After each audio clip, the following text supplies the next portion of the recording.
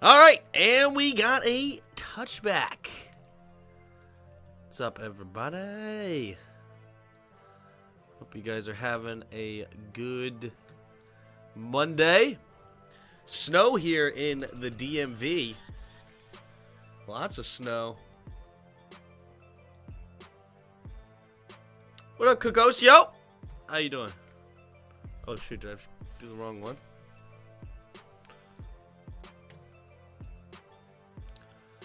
All right, here we go. We got Big Ben in the shotgun.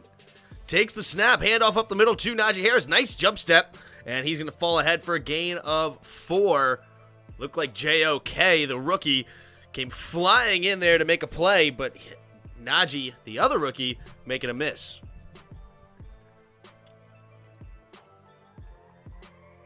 What up, Pat? What up, Pat? Pat Squared in the house. What up, Hassan? Where was the video this morning? I am a butthole. That's what happened. I should have made it, but I went to sleep because I was tired. So that was my fault. But I'm going to make a video of... I'm going to make another video. Don't worry. But I should have made it. It was just hard to get motivated, I guess. It's tough. But pretty much, Austin, it's hard being a Washington fan. That's kind of how it is right now. It's kind of how it is. It is... what it is. No excuses, though. But I'm here tonight, and let's have some fun tonight. Hey, Tim, I hope you never quit YouTube. I love your channel and love play-by-plays. Thanks, DB. Appreciate it. Don't plan on quitting anytime soon, I can tell you that. Here we go. Big Ben after the first down. Chase Claypool goes in motion. 2 receivers to each side now. Takes a snap. Play action. Pump fake. Steps up. Throws it underneath. Caught by the tight end, but that's going to be a tackle for loss. Taki on the tackle.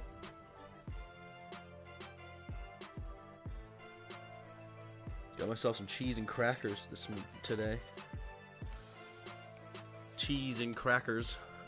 Didn't eat dinner. I was like, crap, I need to eat something. Whatever. Cheese and crackers sounded good. All right, Big Ben hurrying up to the line here on 2nd and 14. This could be Big Ben's last home game of all time. Could be retiring after this season. In the shotgun empty backfield. 2nd and 14. 3 receivers to his left. Changing the play at the line here. 5 seconds on the play clock. Takes the snap. 4-man rush. Looking to his right. Has a man and overthrows slightly Deontay Johnson. Not sure if Big Ben lost it or what happened. Big Ben with a smile on his face. So now we got 3rd and long here for the Steelers. What do they got? Yeah, it's hard. After that Cowboys game, I couldn't sleep. After the Eagles game, I played some video games, and I was bad. Yeah, I feel you, dude. Steelers got going to the Super Bowl. Nice Nerds play. If only, right? They can still make the... I think they're still in the playoff hunt, though, with the win tonight, I believe, at 8-7-1. Takes the snap. Oh, weird snap, but gets it and throws underneath for Chase, and Chase will get a gain of about 7, but that will not be enough, so that'll bring out the punting unit. They're going to give him 8. So 4th and 6, and they will punt it away. What in the world is going on here? Just trying to get some cheese and crackers, but I don't know how that... Oh, there it is. Ooh. Fancy. All right, here we go. We got Waitman in to punt it away. Oh, I wonder what happened to Harvin. Is Harvin on the COVID list? And it's going to be caught inside the 10. Running to his left side. Stiff arms a guy, but he cannot escape. And he's only going to get up to the 12-yard line. So that's where Baker Mayfield and company will start. There is a flag on the play. Your channel's gone so much in the past year. It really has. Oh, shoot. I just realized. Oh, no. Oh, that's bad. They're going to... How long was that playing? Shoot. They're going to tag me for copyright. Gosh darn it. Personal foul. Face mask, number 31 of the kicking team. 31 of the kicking team. Face mask. Wow. First down.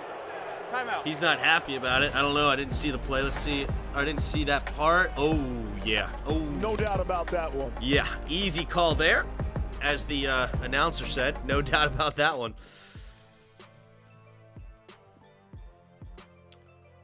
Tim, for the Steelers to make the playoffs, the Colts also have to lose to the Jags just like the Ravens. Yeah, that's not likely. Not likely. You know it's bad for the WFT when the stadium is falling apart, breaking apart. I know, dude. The railings fell off. That it's like the train fell off the tracks. Like, you know, that's how the season ended. Yeah, the railings falling off just, you know, quintessential. Just describes it in a nutshell. So bad. It's the stadium's falling apart because there's so many of the other fans leaning on it. How disgusting. The only saving grace that you could possibly have is that if you had to purposely have a release button for this scenario just to hurt the, you know, oh, you're celebrating in our stadium? Here, take this. And then you just hit the release button and the railings fall off. But we're not that cool. You know that's not it. Just restart your stream if you're scared of copyright. Yeah, restart your stream if you're scared of copyright. At this point, I don't really care. It's all good. It is what it is. But I probably will get hit with that. I don't know how long I played this song, but whatever. Whatever. Only our railing would fall off, I know. To be fair, there were too many fans on that railing. Yes, it was. They were definitely crowded on there. And rightfully so. They just locked themselves up a playoff spot. You know, they didn't know that at the time, but they knew that they gave themselves a huge chance with the Vikings going against the Packers. And with that win, they did it.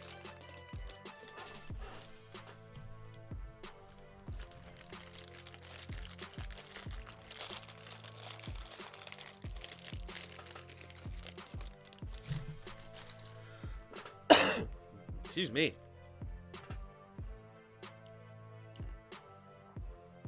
All right, here comes Baker Mayfield. Not having the season he had last year.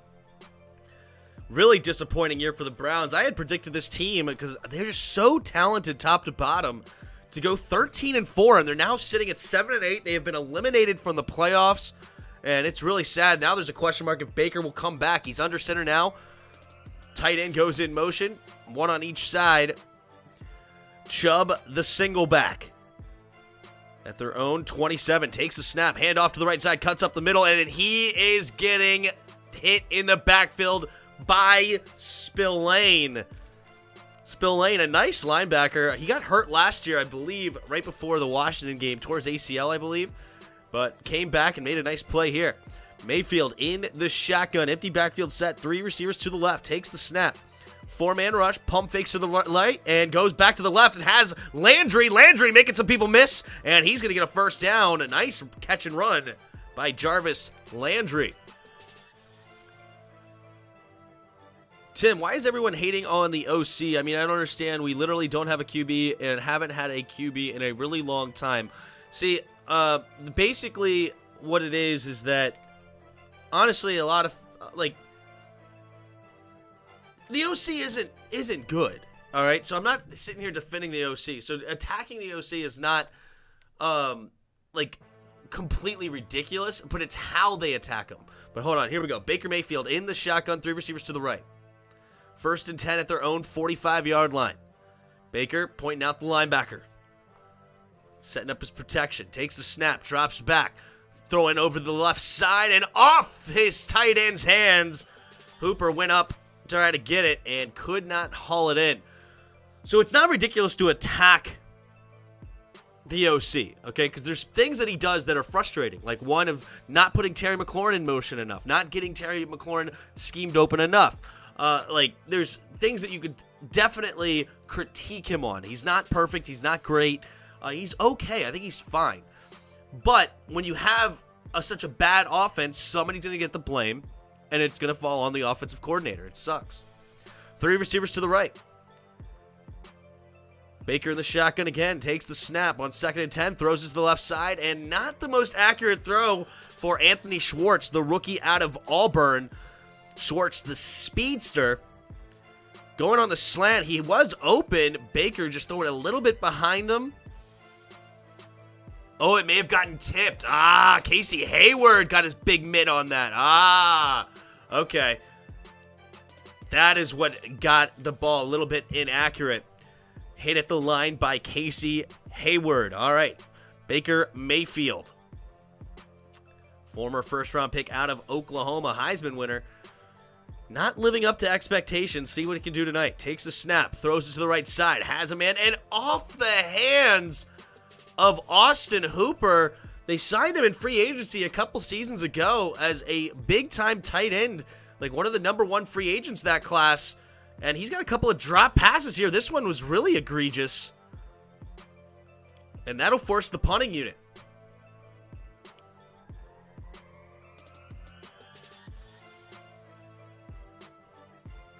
Fuller around the entire frame of his mouth. Oh, jeez. Baker should get another chance next season. He injury and needs to be fully healthy to be judged. The problem with him, he just makes some bad decisions. I was a Baker fan coming out, so I'm not hiding underneath of like, oh, I knew Baker was not good at all time, at all times. But he wasn't supposed to be the number one pick that year. I don't know if you guys remember that. Cleveland came out of left field and took him number one. Sam Darnold was supposed to go ahead of him, and Josh Rosen was supposed to go ahead of him that year. And, of course, I think Lamar came out that season also, and Josh Allen. So it wasn't supposed to be Baker Mayfield number one, but they decided to take him. I actually loved him coming out because the dude had a super strong arm. He had a gamer personality. I thought you could do a lot with Baker Mayfield. But that being said, Baker Mayfield, he hasn't learned in these 4 years of taking what the defense gives you, it seems like. Now, I don't watch every Cleveland game, so I'm not an expert, but it seems to me that he makes horrible decisions way too often, and it's frustrating because this is a team, he has an offense around him, a great offensive line, a great run game, and solid receiving core, especially with Odell Beckham before they traded him off, that he really doesn't have excuses. I mean, they have, Rashad Higgins, they have Peoples-Jones, they have Jarvis Landry, of course, Austin Hooper at tight end we just talked about, David Njoku is not a bad tight end. Like, he's got some talent around him, and then they drafted Anthony Schwartz, who's kind of like a Deshaun Jackson that can take the top off the defense. You would like to see Baker Mayfield really explode with this offense, but he's not. And how much of that is him? How much of that is the coaching? I don't know. It seems like their new coach this year is much better. His name just escaped me. Freddie Kitchens last year was horrible. Why can't I think of their head coach's first name? Or name in general?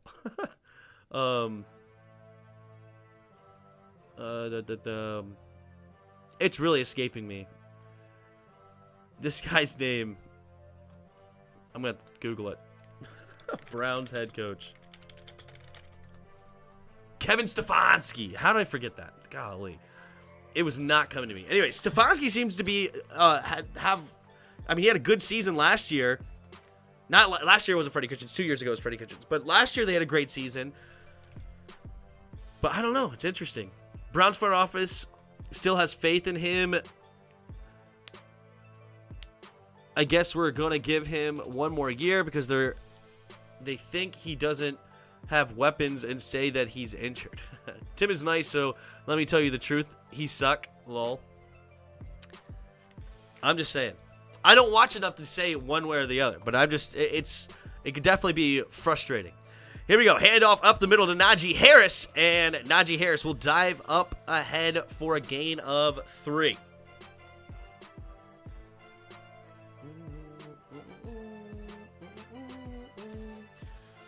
Steelers trying to win for Big Ben's last home game. I'm in. What up, Clippy Tunes? Eagles. Congratulations to your Eagles, man. Clinching a playoff spot. Now it's a matter of do they go in the 6th seed or the 7th seed. But congratulations to y'all. And I actually predicted it back when you guys were 3-6, believe it or not. Handoff up the middle again to Najee. Najee again diving forward, and he's going to get a nice carry. First down, a gain of about 8.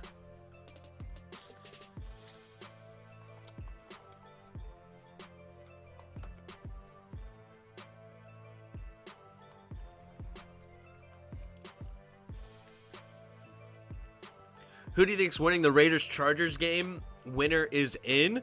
I would bet the Chargers. I really like the Chargers. I know their season's been kind of up and down, but I still think they're a really good football team. And well coached. I like Staley. All right, Big Ben shifting here under center. Now he has Najee Harris, the single back. Takes a snap, handoff to the right side, and he bounces it up, turns up, and gets a gain of 6. He had one man to beat, couldn't get around him. I think it was JOK again. These two rookies meeting each other a couple times early.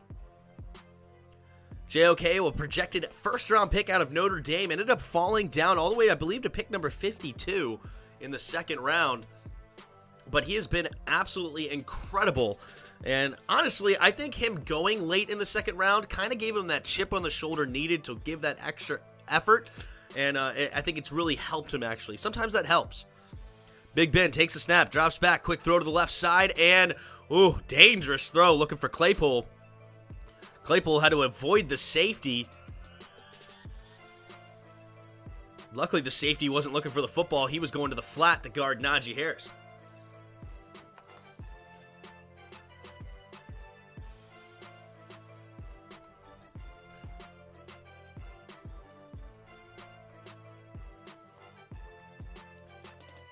All right, 3rd and 4.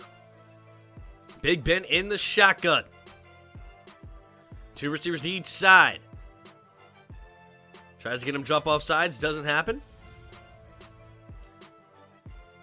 And I think they're going to call false start on Deontay Johnson.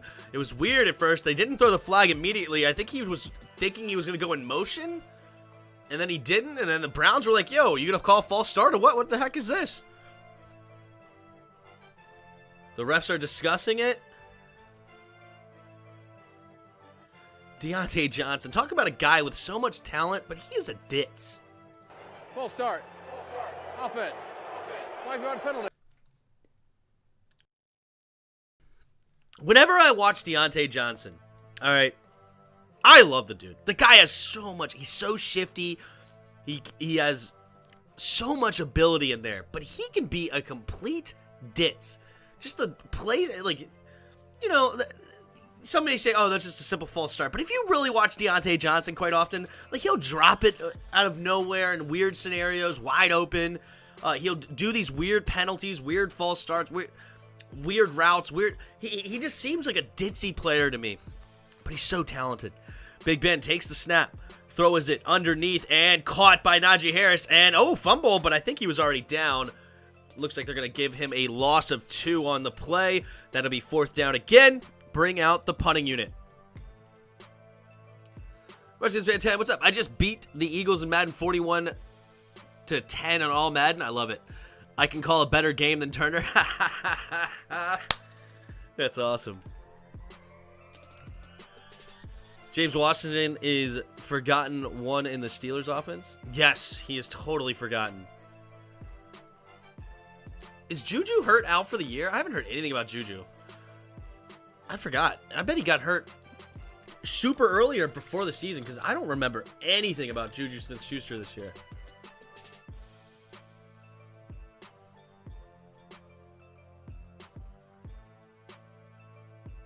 Out for season on October 11th. What was his injury?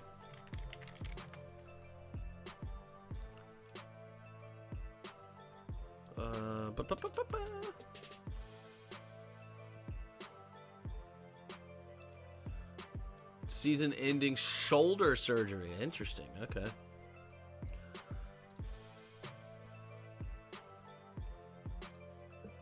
But yeah, with Juju, Chase Claypool, and Deontay Johnson, you are going to get forgotten.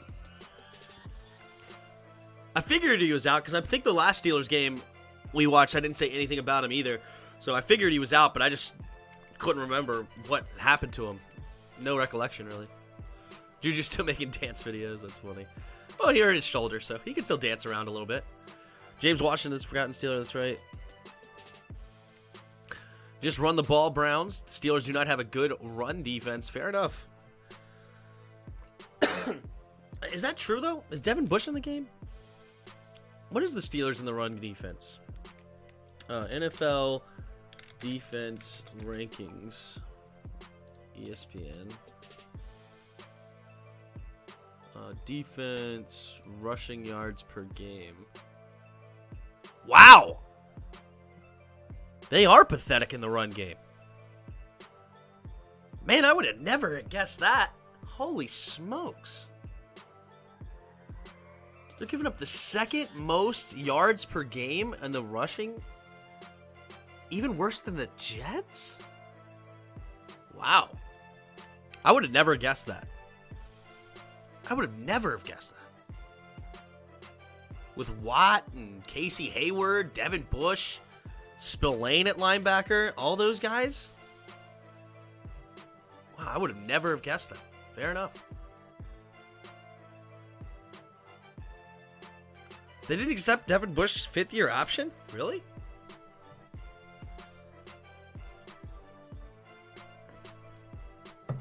That seems odd. I hope the Skins pick him up then. We need linebacker help big time.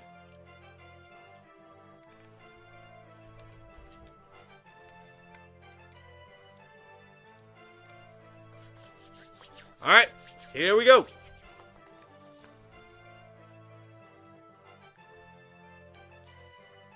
Baker Mayfield under center. Three tight ends to the right. Now one goes in motion to the left. Chubb, the running back, takes the snap. Hand off to him on the right side, and there goes Chubb with a huge hole down in the secondary and up to the 42-yard line of the Steelers. Nick Chubb. Man. What was it, Gail Sayers that said, give me 18 inches of daylight? That was freaking 4 yards. Oh my, more like 7 yards watching the replay. Good night. That was a huge hole. Holy smokes. Here we go. Hand it off now to Kareem Hunt, and Hunt will get a gain of this time only about 2-3 yards. But good, jeez Louise, that was a gaping hole. You know what? The last time we watched the Steelers, it was the Vikings versus Steelers, wasn't it? And Dalvin Cook absolutely destroyed them. Isn't that true? Or was that Dalvin Cook slicing up somebody else? No, it was this game. Yeah, this is the game that the Steelers almost came back. But yeah, Dalvin Cook was like just destroying them. Yeah, 205 yards and 2 touchdowns. Here we go. Nick Chubb, the single back.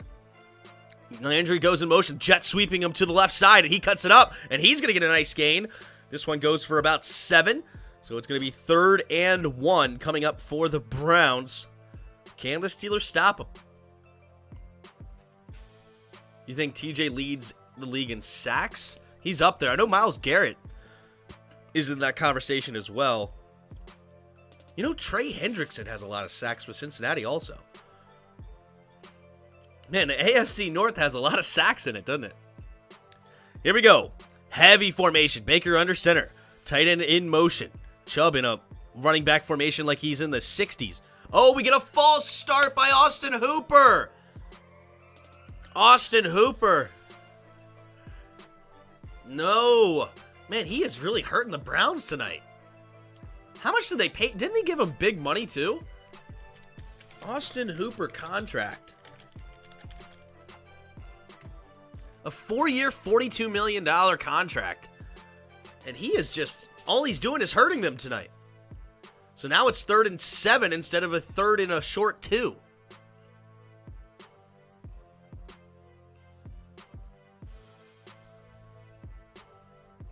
Third and 7. Baker takes a snap, drops back, steps up into the pocket, throws it to his left side, and incomplete. Had pressure around him. It was a throw on the run and could not make connection with Landry. So now that'll be 4th and 7, and the Browns will punt. So nobody wants to score in this game. We've had a lot of drives so far, and it's still 5:33 to go here in the first quarter. Was there anybody? Ooh, one of the receivers fell for the Browns. Man-to-man coverage, good defense. And, ooh, they're going to go for it here on 4th and 7. So, they're in a kind of awkward spot on the field, fair enough, at the 38-yard line. So that would be a 56-yard field goal. Takes the snap, looking to throw, throws over the middle, batted down at the line, and turnover on downs. Casey Hayward with the second pass deflection in this game at the line of scrimmage, and that will be a turnover on downs. He was getting blocked pretty good there by 75, but he put that big mitts up and got this hand on it. Easy. Luckily that didn't get tipped up in the air and get intercepted. But it'll be the Steelers' ball now. Does TJ Watt lead the league in sacks? NFL sack leaders.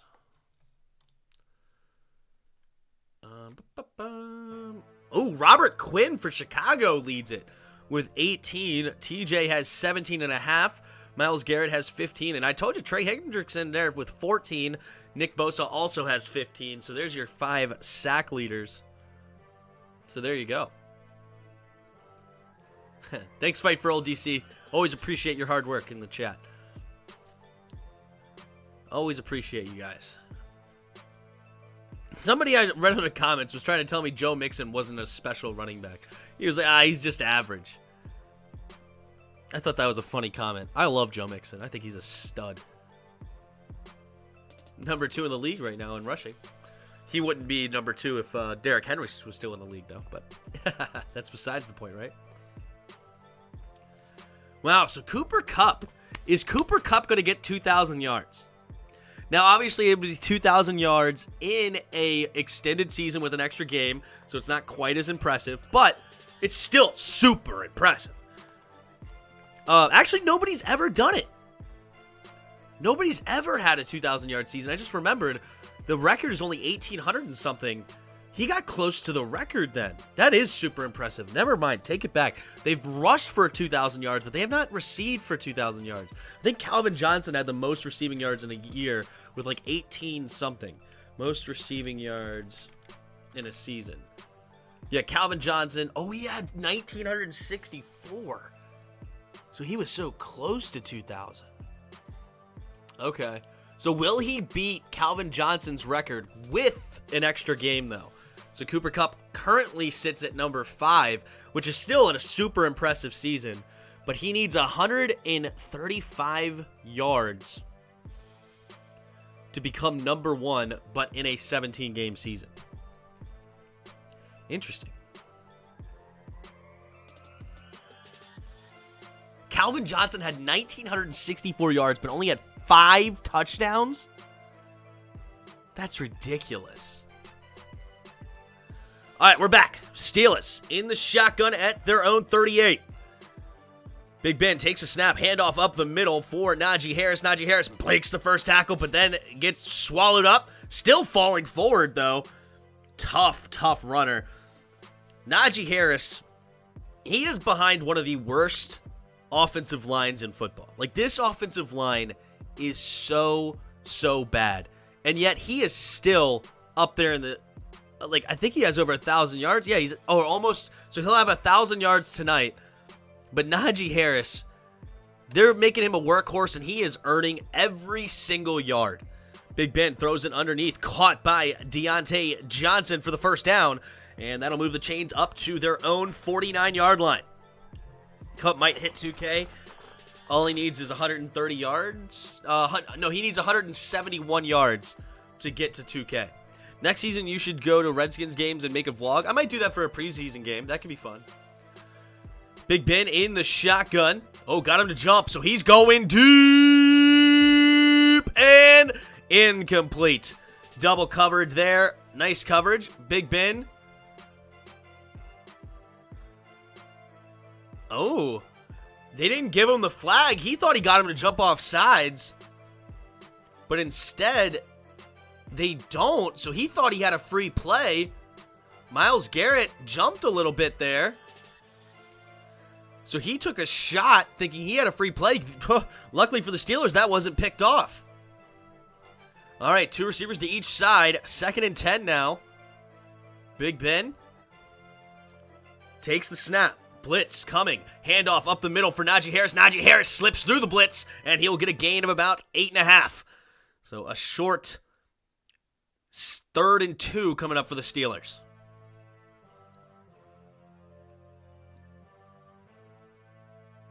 Good blocking there. I just hated on the offensive line, but they did a good job on that one.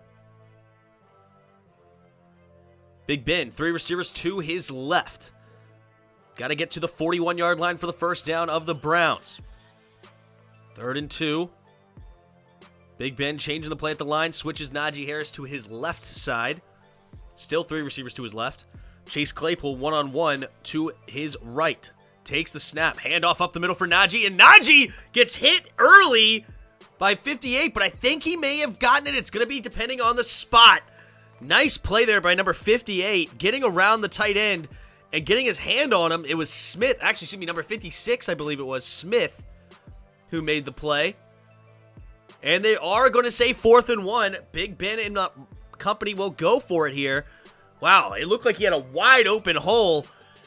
And it came out of nowhere with Smith from the right side, tripping him up and not allowing him to get it. All right, Big Ben trying to silence the crowd, calm them down a little bit. Claypool goes in motion. They have a heavy formation, I formation. Takes the snap, fullback run up the middle, and I think he got it. That'll be first down, Steelers. You're pretty sure everybody wants to see it? I might. I'm thinking about going with Chris next year. Seriously, I think it'd be fun.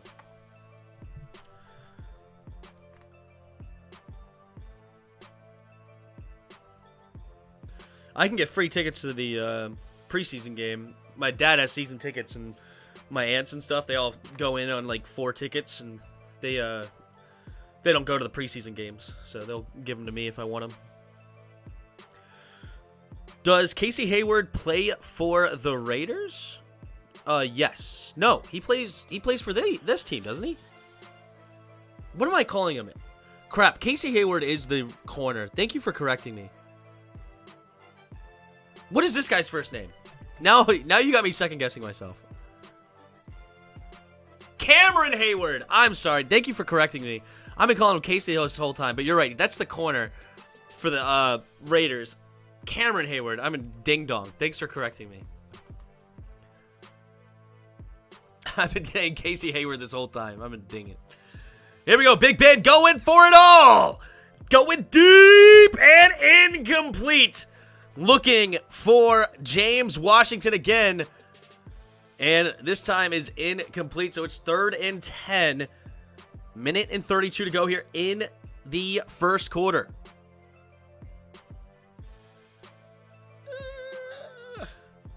Man, that was almost pass interference on James Washington. The corner had great position there. 3 receivers to the left. Big Ben in the shotgun at the Cleveland 41-yard line. Big Ben taking his time, 2 seconds on the play clock. Takes a snap, blitz coming, quickly throws it underneath to Deontay Johnson. And Johnson cannot get around the tackler, so they'll be tackled here at the 36-yard line. That'll be about a 54-yard field goal attempt for Boswell if they want it, or they can go for it here on 4th and 4. That is exactly what the Browns just did. Looks like a cold, windy night, so they may elect to go for it here. They do. They're going for it. 4th and 5. Got to get to the 31-yard line for a first down. All right, empty backfield set. 3 receivers to the right. Big Ben takes a snap with 1 second on the play clock. Throws it over the middle and nearly intercepted by number 58. And instead, it's a turnover on downs. He wanted, I think it was Taki again, or Tari, whatever his name is. But great disguise there on the defensive side. He thought he had Freiermuth wide open, and it was nearly picked off. Threw it right to the defender, hit him in the head and everything. Incomplete. All right, another turnover on downs will give it back to the Browns in this 0-0 game with still 43 seconds left in the first quarter. I mean, look how many drives we've had already. I mean, 1, 2, 3, 4, 5. This is going to be our 6th drive in the first quarter alone between these two teams. That's a lot. All right, Baker Three receivers bunched to the left. Takes the snap. Handoff up the middle for Chubb. Chubb trying to bounce it out to the left side. Finds a crease. And he'll cut it up for a gain of about 4 up to the 40-yard line. And that will be the end of the first quarter. Unless they try to sneak in a play here. Let's see if they do. Should be the end of the first quarter, though. 34 of you here right now. Thank you guys so much for being here. If you don't mind, hit that like button. Also, if you're new, subscribe to the channel. We're here every Sunday night, Monday night, and Thursday night, and we'll be here all playoff long, all the way up to the Super Bowl. All right, Baker Mayfield. Under center, puts his tight ends in a shift. Takes the snap, looking to throw, going to his right side, tipped up in the air, and nearly picked off. TJ Watt getting those big mitts on there. And I thought that was going to be the end of the first quarter. Instead, they throw an incomplete pass, and there's still 2 seconds left. So we're going to actually have 2 more plays, one more after this one, because of the Browns play calling, which is not a big deal. I'm not hating on them for it. It's just I thought that was going to be the end of the first. Is this your only channel? Yes, this is my only channel. What up, Brett? Hello. From Newbury, Massachusetts, or Newburyport, Massachusetts. Nice. Welcome to the channel. Baker in the shotgun. 2 receivers to each side on 3rd and 6. Takes the snap. Drops back. 4-man rush. TJ Watt comes up with the sack. Sack number 18.5. And he is now, again, the league leader. Let's see what the flag is, though. That might actually change here. Hold on. What's the flag? They're going to get Jarvis Landry for coming forward. Illegal motion. Illegal motion. Offense, number 80. The penalty is declined. This is... There you go. So that is sack number 18.5. Uzi Muhammad subscribed to the channel. Thank you so much for your subscription. But yeah, TJ Watt just beating that right tackle. Easy money. Baker had nowhere to go. TJ Watt, an absolutely amazing player. Actually, they don't call him an end, do they? They call him an outside linebacker. Whatever, he's a defensive end. Just like they call Ryan Kerrigan a linebacker. He's a defensive end. Who is your defensive player of the year? TJ Watt has a super huge argument, but one of my favorite players this year, and it's not fun to say, but when I watch him, he is fun to watch, and he has had an incredible year, an all-time year, and that is Micah Parsons. And he's 1,000% the defensive rookie of the year. The defensive rookie of the year. But will they actually think about giving him the defensive player of the year? Because he is honestly deserving of it. The dude, he's got 12 sacks now? 13 sacks? Micah Parsons as as an actual linebacker. And then he's also has how many pass deflections? He's all over the field. All over the field. He's got 200 pass rushes and 200 plays back in coverage or something like that. The guy is incredible right now. He doesn't have any interceptions. I would like to see him have one, but he's got a couple of pass deflections as a linebacker. He's got 3 forced fumbles. What else does he have? I don't know. Where's this just stats? Yeah, here we go. 3 pass deflections, 3 forced fumbles, 13 sacks, 84 tackles, 20 tackles for loss. Ugh. Man. He's got a big argument. I thought you had a second channel. Oh, you're right. Thank you. I forgot the one that Jarris made. It should be in the description, actually. The Tim and Jarris Sports Talk. Yes, it is in the description. The Tim and Jarris Sports Talk is our second channel. If you don't mind, subscribe to that. You can get the clips of our weekly podcast on there. But yes, thanks for reminding me of that one. Don't tell Jarris I forgot, because he'd be mad at me. Rightfully so. Did you ever hear of Zach Hampel? For some reason, I may have heard that in passing. I don't know why that sounds familiar, but I don't know anything about him. I'm not sure. All right, here comes the punt to start the second quarter. And it's not a very good punt, and it'll get caught by the Browns there at the 34-yard line. So Big Ben will have some good field position again. Let's see what he can do with it. The only rookie to win Rookie of the Year and Defensive Player of the Year was Lawrence Taylor. Honestly, and he's had a better year than Lawrence Taylor.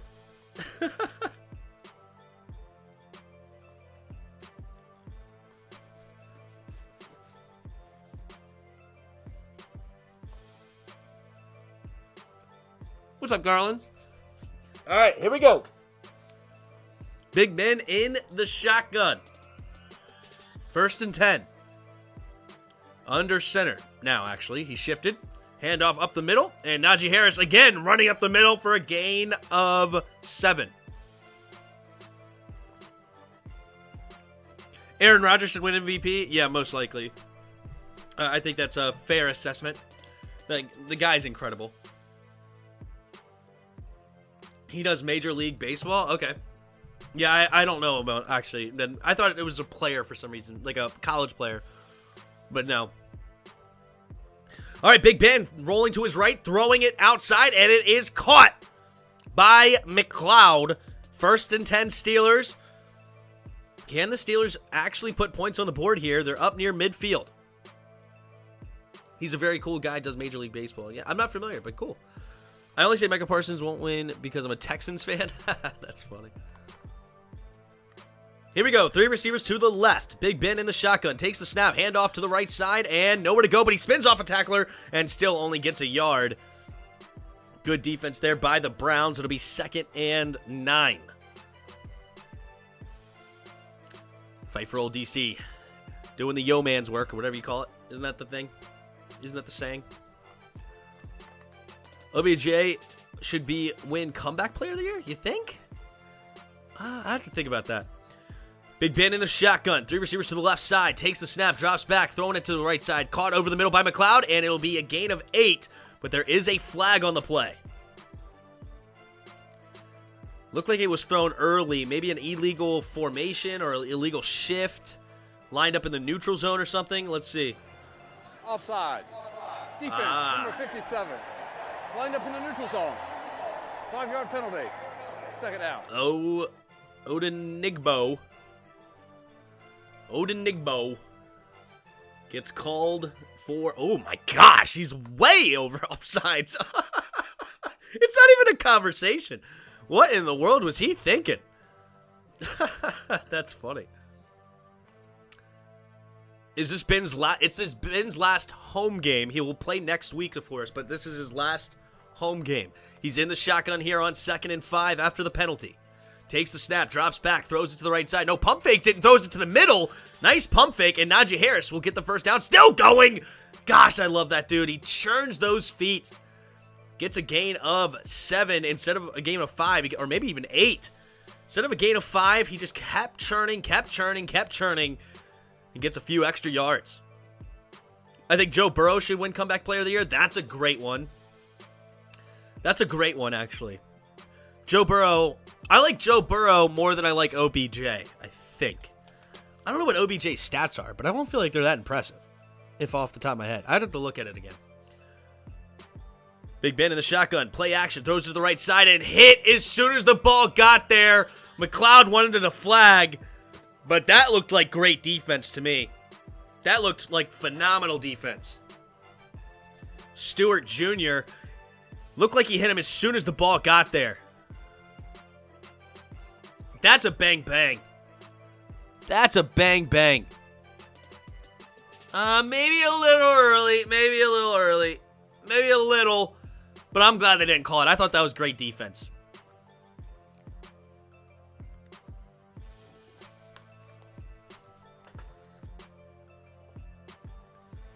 What's up, bro? I'm doing a play-by-play right now. What's up? No worries, man. I'll talk to you. All right, Big Ben incomplete. Oh, see, this is what I'm talking about. Deontay Johnson, he's such a ditz. He's so good, but then he just drops passes like that. I mean, they hit him right in the hand. All right, Big Ben, here we go, 3rd and 10. 3 receivers to the right. Ben, try to get him to jump. Did not work. Now he resets.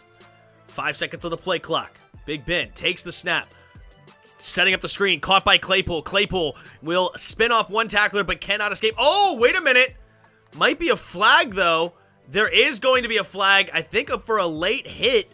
Claypool was down, and number 97 dove his shoulder into him. Also, Claypool lost his shoe, and they picked it up and threw it. Pat Freiermuth, the rookie out of Penn State, coming back to get his shoe, and I think it's going to be unsportsmanlike conduct. Number 90, 15-yard penalty, automatic first down. This is number 90's first disqualification potential for UNS. All right, so the Jadeveon Clowney. What a clown is what you call him. Just threw his shoe for no reason. What up, Phil K? Nice work. What up, Robo? What's up, man? Thanks for stopping by. Packers against the Chiefs in this year's Super Bowl? That could totally happen. The one thing that's going to hold the Chiefs back is that defense. Can that Chiefs defense step up like they have the last couple of years, even though they're not great, not awesome, but can they step up and do enough? Well, now it's 1st and 10 up to the 18-yard line, so Big Ben in prime position to score here. 3 receivers to the left side, 2 of them stacked. Takes a snap, handoff up the middle for Najee Harris, and Najee Harris will keep on that move, that pile. Man, 7-yard carry as he got hit as soon as he got to the 3-yard gain. He just continues to push that pile. Here we go. Big Ben in the shotgun. 3 receivers to the left. Big Ben takes a snap, handoff up the middle, and Najee Harris will get a gain for the first down of about 5. So that'll be 1st and goal now from the 6.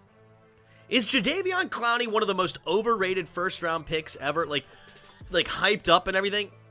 Non-quarterback, I should say. Non-quarterback, hyped up first-round picks. Has there ever been a worse first-round pick in like the last couple of decades or even 3 decades that's not a quarterback other than Jadeveon Clowney? I can't think of one, to be honest, off the top of my head. But I think he's... I fell for it, too. I loved him coming out. I thought he was a stud. Big Ben under center. Quick throw to the right side. And touchdown! Deontay Johnson! And the Steelers strike first.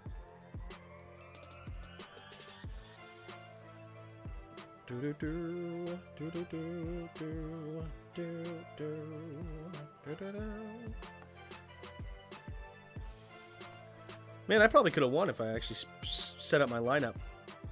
Oh well, what are you going to do? I was in the championship of a league and I completely forgot to set up my lineup. So I had Darren Waller still in there. Oops. What are you going to do? Can the Bengals make the Super Bowl, you think? Can they? I mean, the obvious answer is yes. How realistic is it, though? I think it's going to be super tough for them. I don't think they have, like, I mean, they do have some more talent than people give them credit for, but their defense is also a struggle. Joe Burrow's still young. I mean, it's obviously going to be on the arm of Joe Burrow. Is Joe Burrow that mature already that mature already at year number 2 to take his first ever playoff appearance and turning it into a Super Bowl? I think that's tough. I think that's a lot to ask.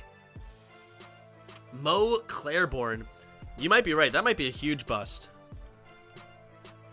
Jalen Reagor, I was talking about number 1 overall picks. Obviously, there's been bigger busts in the first round. But yeah, I meant, if I said first round pick, I meant first overall pick. I meant first overall, because Jadeveon Clowney was first overall, right?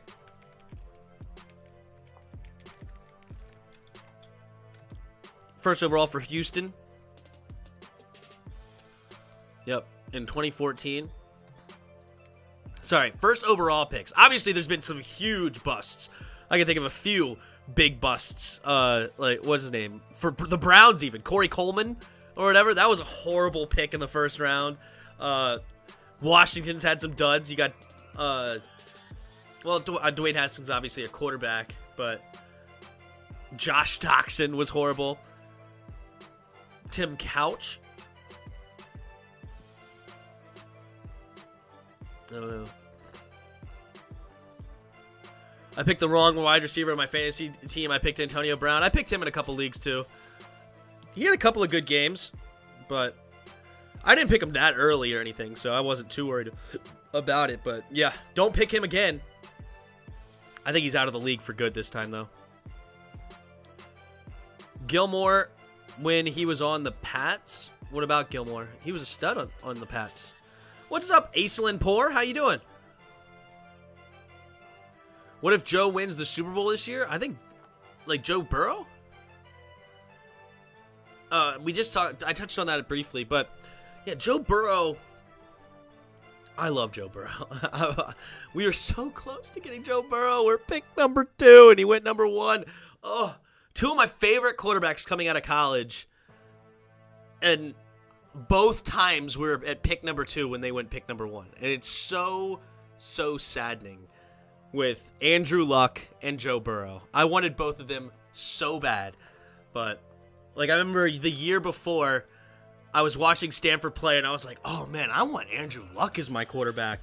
And little did I know we would come within 1 pick, and instead we take RG3, which I didn't hate the RG3 pick. I thought it was fun. All right, here comes the kickoff. Caught at the 4-yard line, running to the left side, and he's going to get around the 20 and close to the 25, but I think he's going to get stopped at the 24-yard line. You think the Steelers are going to win? I picked the Steelers to win. So, yes, to answer your question. Ballbuster 99.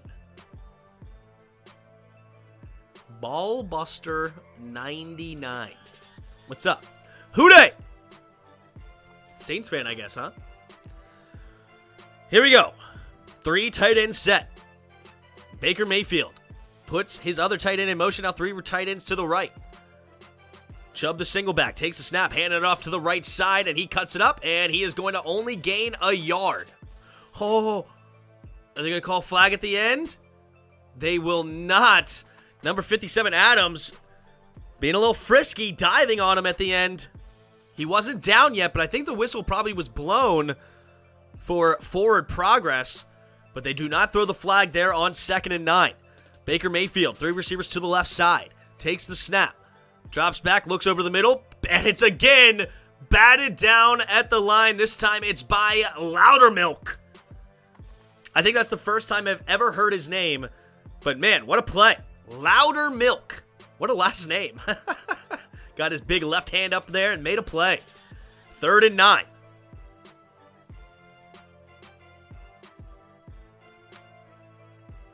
Third and 9. 10 minutes to go here in the second quarter.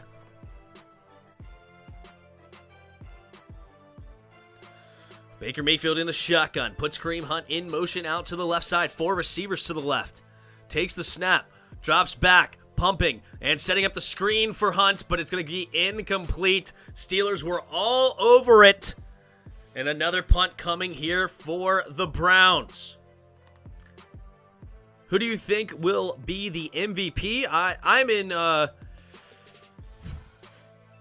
There's only 2 candidates, in my opinion. It's not Jonathan Taylor. I know he's had a great year. But I think it's only 2 candidates.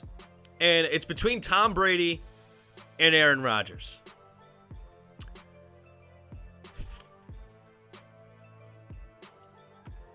And I have to look at the stats again. It's between those 2. If I was to pick one right off the top of my head, I would say Aaron Rodgers. But Tom Brady has done a lot this year, too. We have to look at it. Here we go. McLeod catches the punt, and he dives ahead for a gain up to the 37-yard line. So Big Ben and the Steelers have had really good field position several times tonight. There's still 9:46 to go here in the second quarter. A lot of time left. See what the Steelers can do. Although I know that name Loudermilk, he's like a 60-something overall in Madden. In Mutt, you start with a bronze team, and he's on it. I gotcha. Any news on Antonio Brown? Antonio Brown is done. done. I don't know if there's any updates since what happened with him last night. The one thing I did see that I'll address now also is this stupid nonsense of there was the coaches telling him that they weren't going to help him get the $1 million bonus. That, if true, don't care, first off. Secondly, there's no way that you're worried about your freaking $1 million stuff when there's a whole nother game left, you're down by 14, and you're trying to win the game to try to maintain your playoff spot. Like, that is nonsense. So, and then on top of that, I looked it up. He needed 8 more catches, 258 more yards, and he needed 2 more touchdowns. Well, if he would have stayed in the game, the guy that replaced him, something like some weird name, never heard of the guy before, but the guy that replaced him ended up having like 8 catches, no, I think it was 8 targets, 6 catches maybe, for like 80 yards and a touchdown? Like, he would have got like a ton of what he needed to make those incentives anyway. So he was definitely going to get the catch incentive if he just stayed, because all he needed was 8 more catches. That was easy. So he was definitely going to get that. And that's $330,000. He easily could have got 2 more touchdowns, one in last night's game and one in the other game. That's another $333,000. The only one that would be kind of questionable is, can he get to 260 yards in a game and a half? That's tough. But he could have easily made $666,000 on those incentives if he just kept his head.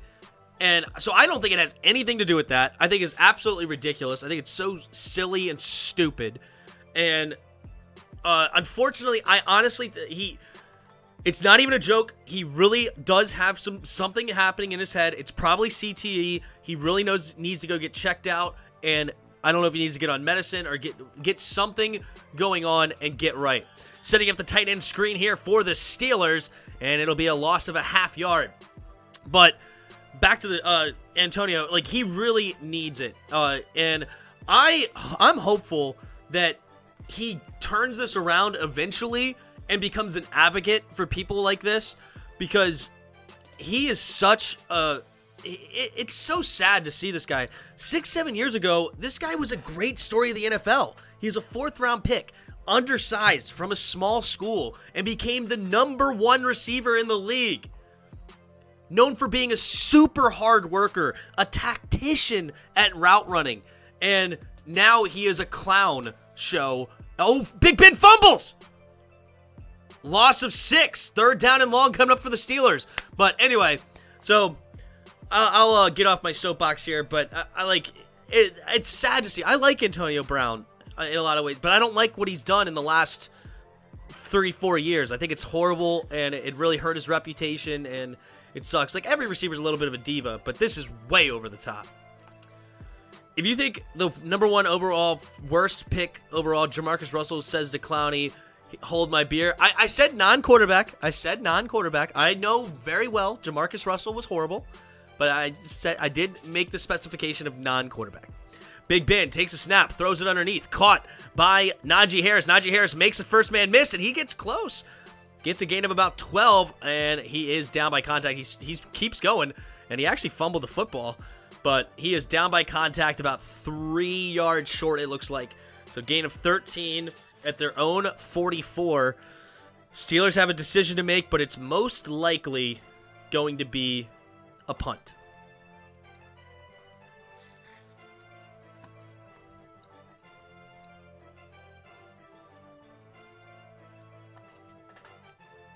Who do I think will go to the Super Bowl? My pick since the beginning of the year has been Bucks versus Buffalo.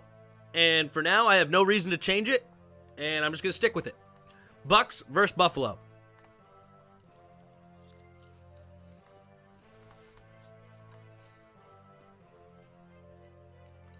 All right, here we go.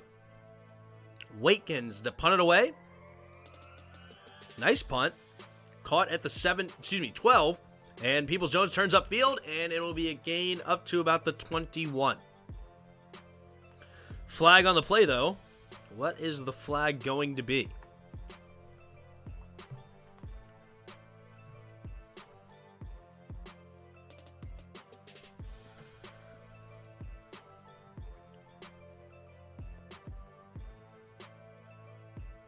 If they so choose.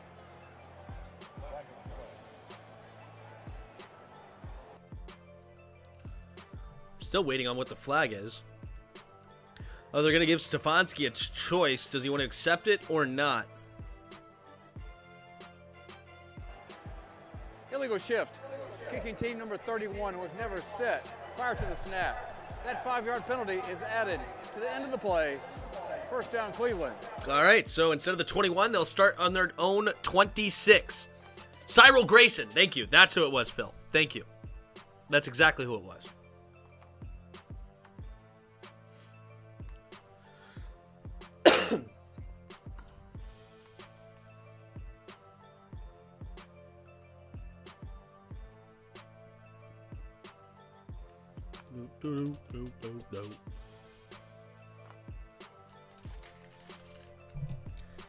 Cyril Grayson, the backup receiver that took all of Antonio Brown's stats.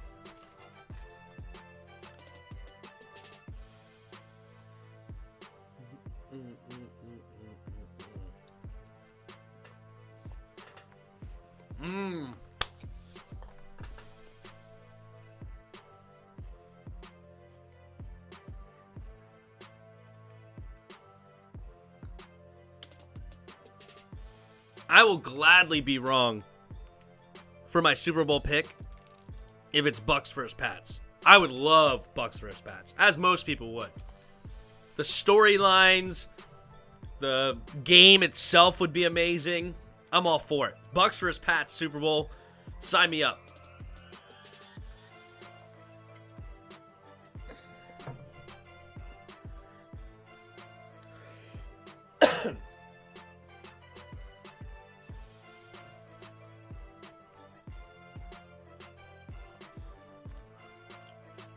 Anybody but Dallas at this point, though, right?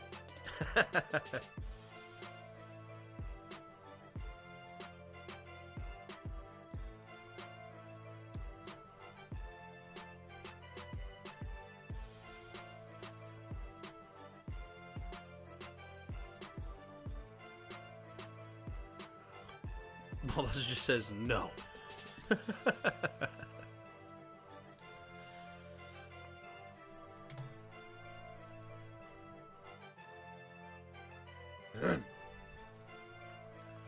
All right, here we go. Benegade, number 7, has a sign. Here we go. Browns have the ball at their own 26. Tight end in motion from right to left. Chubb, the single back. And now Peoples-Jones goes in motion. Takes the snap. Hand up. No, play action. Rolling to his left side. Throws it to his right. And intercepted! Witherspoon comes up with the interception, and the Steelers get the ball back. The worst first overall pick either belongs to the Browns or the Texans? Yeah. Well, non-QB. The worst first overall pick by a mile is Jamarcus Russell. Not even close.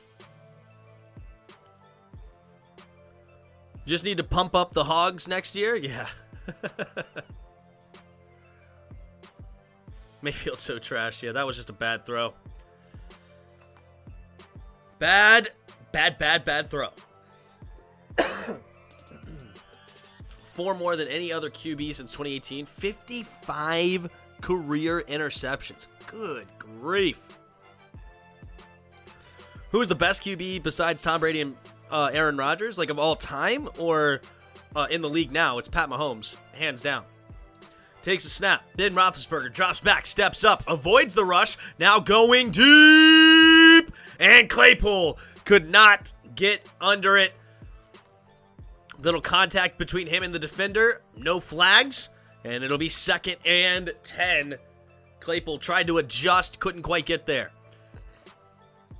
Who's the best QB besides them of all time at the quarterback position? I'm a big Peyton Manning fan. So I think it's Tom Brady number 1, Peyton Manning number 2. Personally, I think Peyton Manning's just amazing. Peyton Manning was my number 1 for a long time, but after the 7th Super Bowl, you just can't deny it. Tom Brady has it all.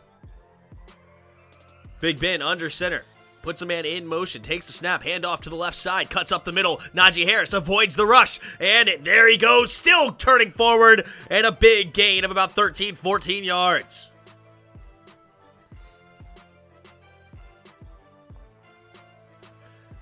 Skate on Mars says Joe Burrow. No question. Joe Burrow's a stud, too. I love Joe Burrow. There's a lot of great quarterbacks in the league right now. Justin Herbert, Josh Allen, Lamar Jackson, Kyler Murray. Big Ben in the shotgun. Takes the snap. Throws it to his left side. Caught by Johnson. Johnson tries to make a man miss, and he ends up running backwards, so he will get a gain of only 1.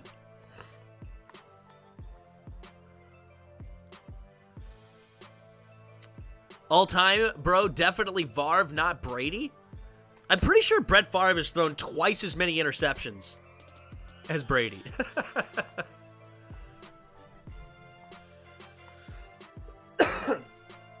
I'm not in the Marino camp anymore. After looking at his stats and stuff, obviously I think he's a stud. I don't want to say I'm not in the Marino camp as far as like I don't think he was good. Obviously I think he's awesome, but I don't have him up there in my top 5 or anything anymore.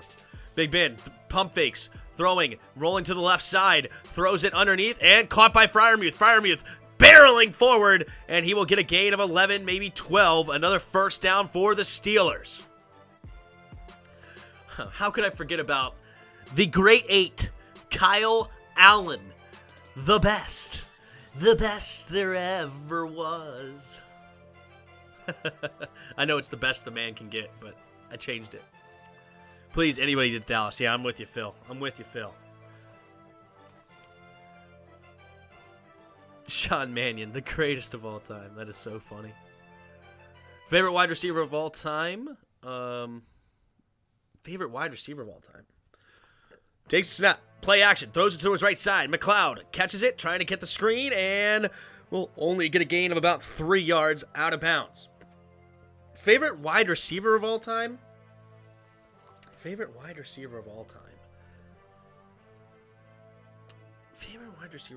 interesting. First one that really comes to mind that I think is just an awesome guy all around, incredible player, and I think if you just ask me who's my favorite, it'd probably be Larry Fitzgerald. I think Larry Fitzgerald is just he's top notch all around of a human being, and I like Larry Fitz. 3 receivers to the left side. Big Ben in the shotgun. Takes the snap. Looking to the left side, and it'll be dropped. Good defense, actually. I think he got his hand in there. Phillips. McLeod was the intended receiver. Randy Moss or Jerry Rice? Jerry Rice is the number 1 receiver of all time. But if that's just who you're saying your favorite receivers are, sweet. Good. But he asked me who my favorite one was, not who the best was all time. I don't think Larry Fitz is the best of all time, but I think he's my favorite.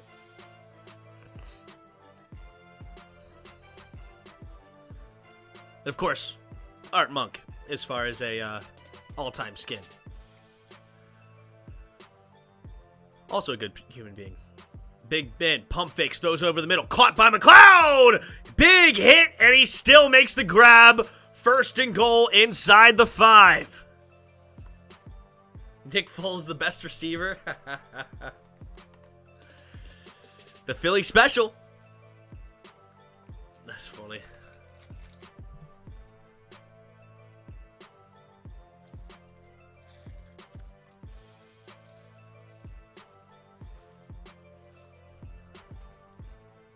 All right. First and goal for the Steelers. 2 receivers to each side. Big Ben scans the field. Leans in, takes the snap, play action, looking to his left side, and overthrows McLeod. Second and goal.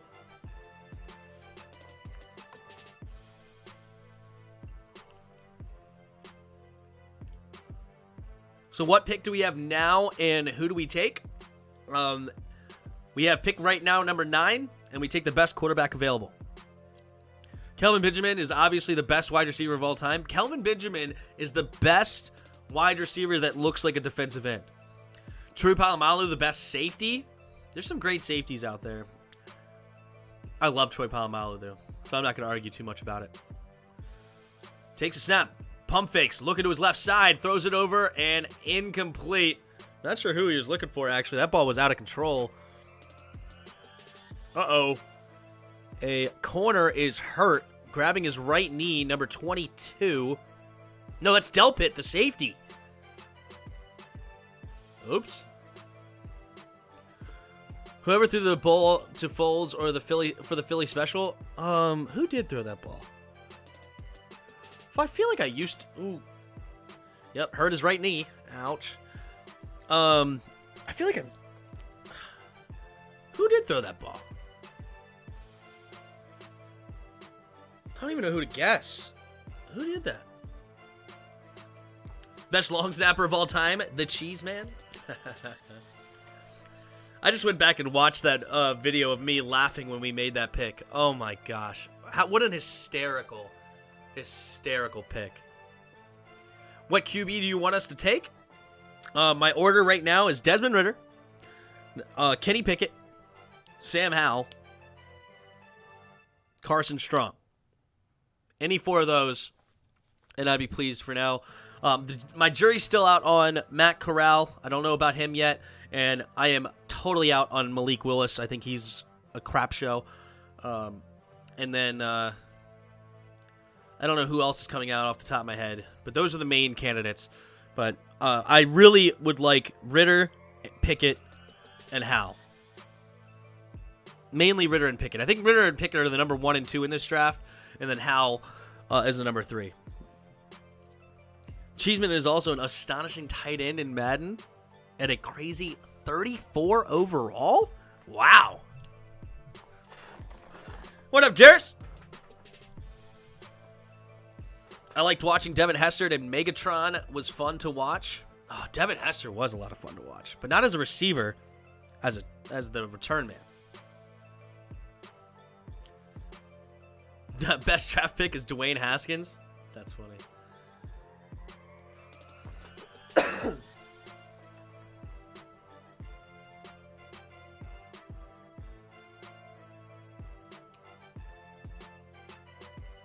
I can't think of the guy's name now.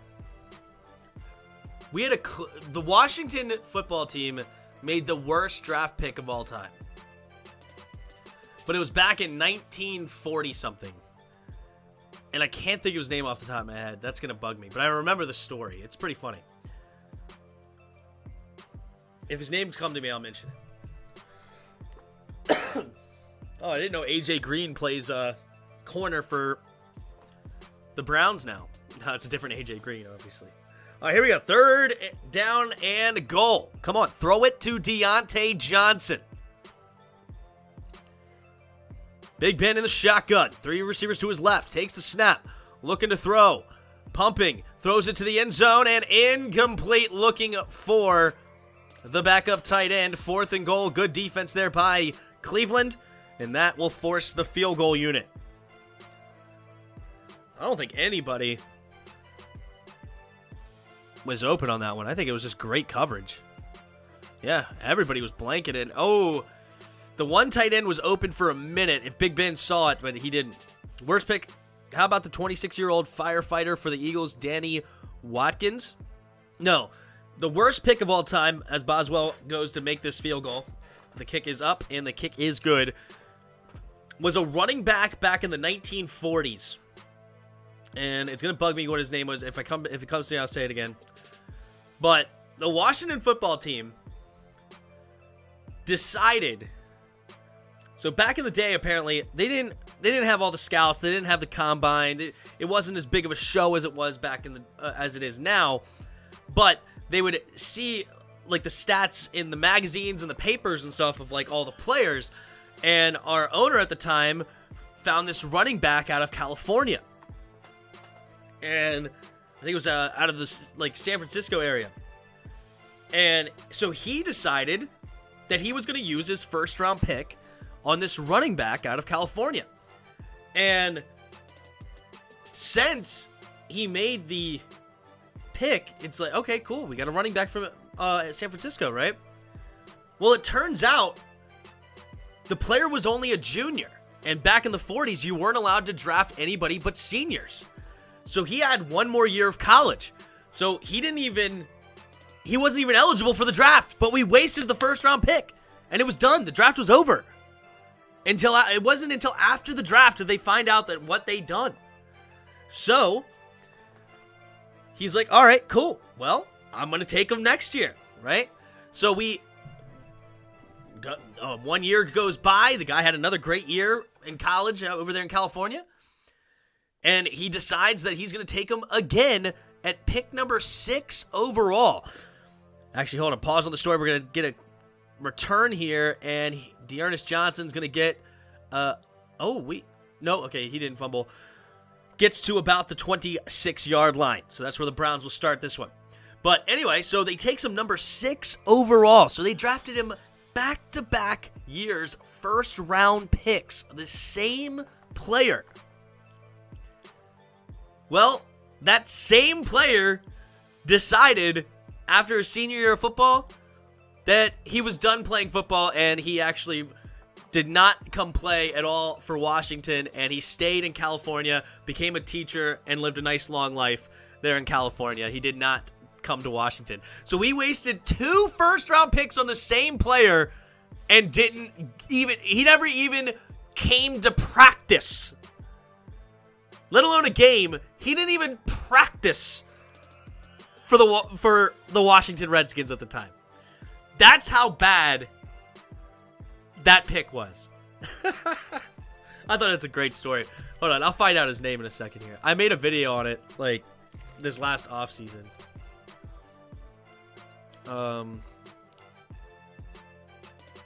My channel. Videos. Worst pick.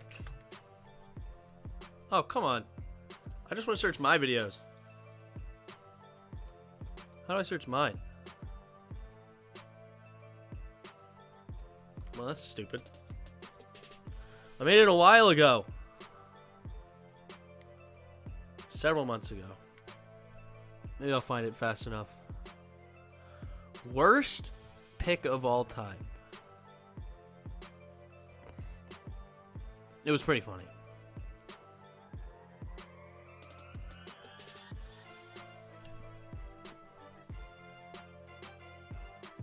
Schedule released, all that stuff.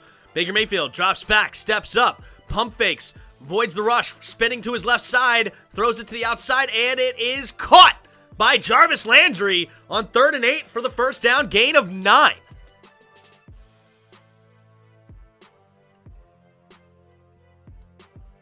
Where is it? I thought I made a video on it. I'm pretty sure I did, but I can't find it.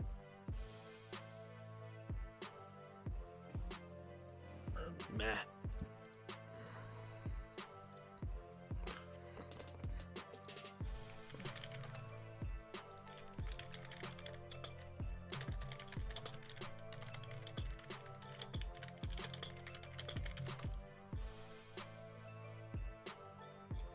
It was on Rick Snyder's channel, too.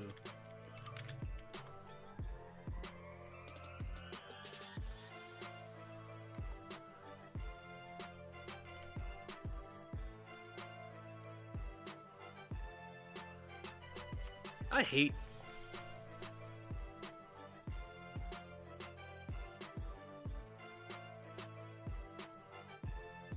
What was his name?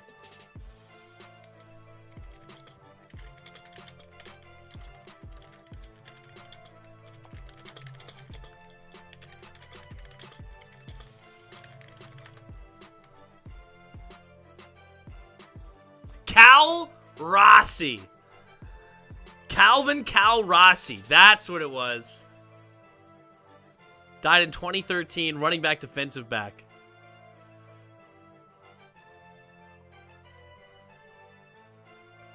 He was the first player ever to be selected twice in the NFL draft. He was the first drafted in the first round, 9th overall in 1946 by the Washington Redskins. This is considered to be one of the biggest blunders in NFL draft history because Rossi was a junior and was not eligible for the draft. He was again chosen in the first round by the Washington Redskins, but never played football professionally. Rossi was inducted to the UCLA. Oh, so it was LA, not San Francisco, UCLA. But yeah. What a pick. That is hilarious. Hopefully the new band gets announced, or new name, I guess. Yeah, new name at Sunday's game as soon as the season ends. Probably won't happen. Who's my favorite running back all time? Favorite running back all time is Barry Sanders. I love Barry Sanders. Barry Sanders was an absolute stud. Absolute stud.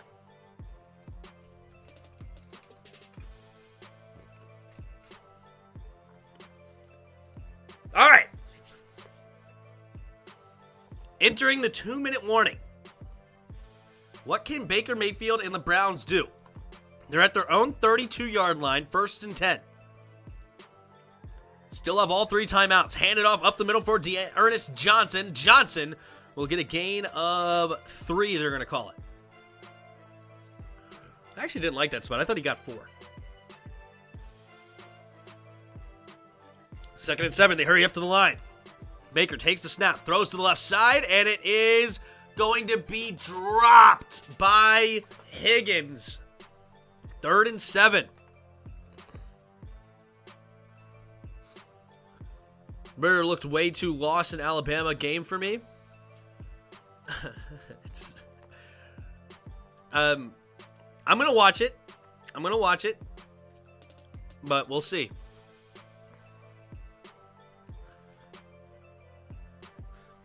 I'm going to watch the Ritter game against Alabama for sure.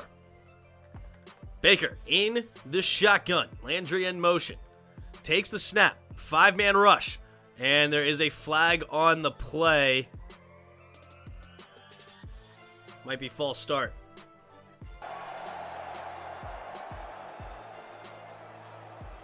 Prior to the snap, false start. Offense, number 66. 5-yard penalty. Still 3rd down. All right, not what you wanted to see. James Hudson gets called for it. So now it's 2nd and 15. I honestly don't see Baker Mayfield starting on a team in 3 years. It might not happen, for real. Best running back is Josh Allen. That's funny.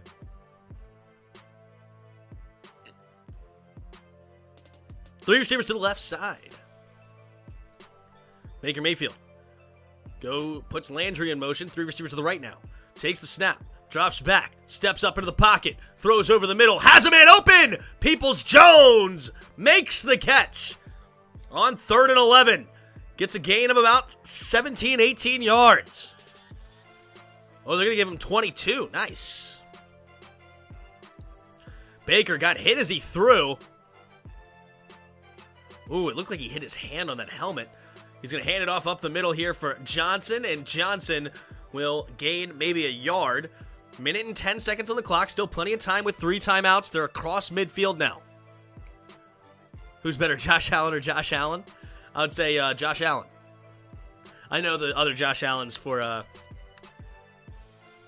the Jaguars. Takes the snap. Baker Mayfield looking to the right side. Quick throw to the outside. Caught by Landry. Pushed out of bounds. Gains about 6 on the play. So it'll be 3rd down and 3 up to the Pittsburgh 40-yard line. Best middle linebacker of all time? Best middle linebacker of all time. The old ones are going to escape me of like who you would consider some like great linebackers back in like the 70s and 80s and stuff. Obviously, I'm young. So I'm like tainted by saying stuff like Ray Lewis and Brian Urlacher. But there's obviously some great ones. I don't know who exactly I would say, though. 3 receivers to the left side. Takes the snap. Baker on 3rd and 2. Pump fakes, pump fakes, pump fakes again. And this time, he goes down again. TJ Watt, 19 and a half sacks on the year. TJ Watt. Oh, man. You can't do it one-on-one, man. You can't. Stop. Why are they doing this? Why are they putting Hudson on an island with TJ Watt? Why? Ugh.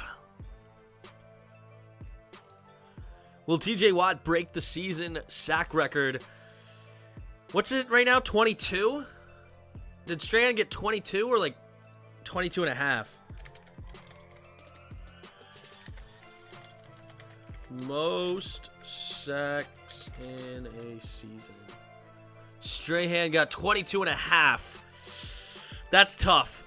If he gets 2 more tonight, I'll give him a chance, but it's tough.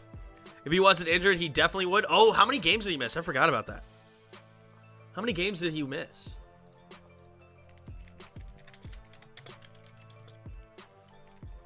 Game log. He played 1, 2, 3, 4, 5, 6, 7, 8, 9, 10, 11, 12. Only 13 games? So this is his 14th game? Holy smokes. He's got 19 and a half sacks in 14 games. What a stud. What a stud. How many sacks? Like, what's the most sacks he had in a game? Only 3.5. So he's just so consistent. Getting a sack here, sack there, like 2 sacks, 3 sacks a game. Oh, man, that's awesome. All right, here we go. Big Ben in the shotgun. Takes the snap. Handoff up the middle. Najee Harris will get tackled from behind.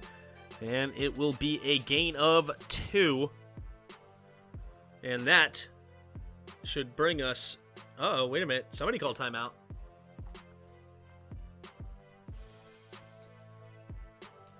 He needs 3 more sacks to tie it? Yeah.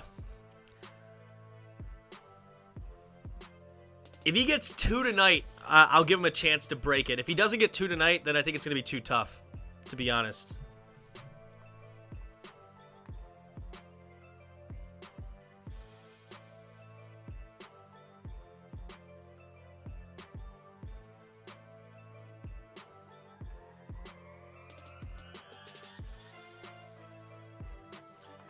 All right, here we go. 3 receivers to the right. Big Ben in the shotgun. 28 seconds at their own 20. Takes the snap. Quick throw to the outside. Caught by Deontay Johnson, who makes the first man miss and gets around the second guy and gets out of bounds. Nice play there by Deontay Johnson, but only gets 3 yards to do it. Jamin only needs 21 and a half? Man, that's not too far off. 21 and a half, you know, you can count it that. 1, 2, 3, 4, 5, 6, 7, 8, 9, 10, 11, 12, 13, 14, 15, 16, 17, 18, 19, 20, 21 and a half. I mean, it's that quick. That's all you need. TJ Watt, my favorite player right now. He is fun to watch, man. He's great. Big Ben in the shotgun. 2 receivers to each side. Cleveland rushing only 3. Quick throw to the outside, caught by Freiermuth, and he's going to get the first down on 3rd and 7, out of bounds. 17 seconds remaining. Steelers still have 2 timeouts. I just hope that TJ doesn't end up like JJ with injuries, man. I think, wasn't JJ bigger though? Late. After the play was over, personal foul, unnecessary roughness, number 22, defense. 15-yard penalty, automatic first down. That's a free 15 yards on top of it. Oh, he did hit him a clear yard out of bounds. But he was diving at. That's a tough call. That's a tough call. So now they are up to the Pittsburgh's 45-yard line with 17 seconds. And they have the whole field to work with. They have 2 timeouts. So they just need about 20 yards, and they're well inside field goal range. 2 receivers to each side. Big Ben takes the snap. Throws it to the left side, and it's going to be caught, and again, gets out of bounds, and this time with 12 seconds left. but he only gains 4 yards.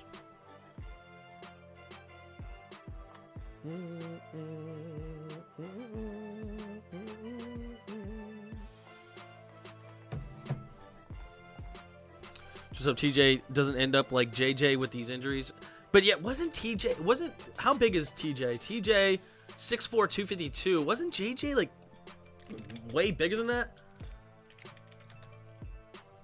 What, not size in high school? Who cares about his size in high school?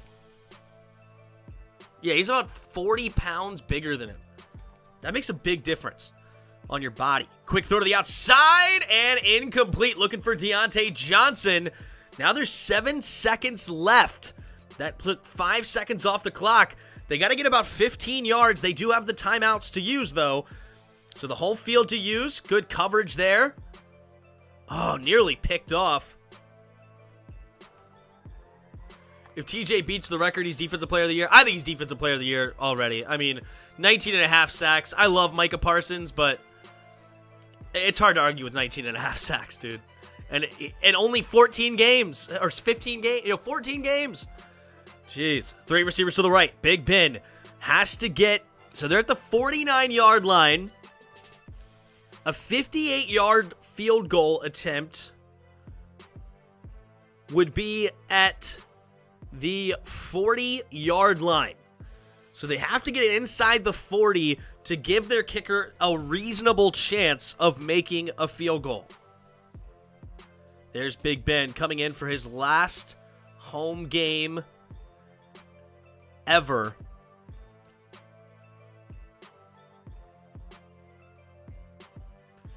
It looks like they're in control to win this thing. Let's see if we can get them inside field goal range here. 7 seconds left. 123rd career home start. That's a lot of times to see one guy play, huh? 3 receivers to the right side. Big Ben in the shotgun. Takes the snap. Drops back. Steps up. Now rolling to his right side. He's going to have to heave it. And it's intercepted. And he's still going. It's J.O.K. No, it's not. I thought it was 28. Sorry, it's Green. The guy who almost got the interception on that Deontay Johnson. Number 38 makes the catch and intercepted by Big Ben. And that is how the half ends. 10-0. Steelers on top. Big Ben with 34 pass attempts in just the first half. Wow. He's used 34 pass attempts to get 96 yards?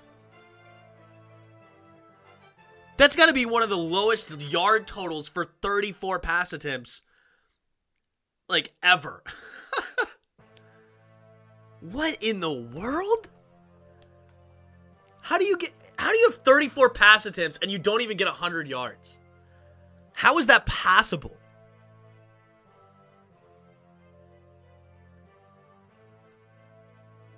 Oh, man. I don't know. Interesting. Very interesting. Big Ben has 5 times as many completions as Baker Mayfield, but not even twice as many yards. That is funny. Sick of Tim's fancy wall behind him. We need a new name so I can get him some gear. Tired of him showing me up bull jive. Oh, man.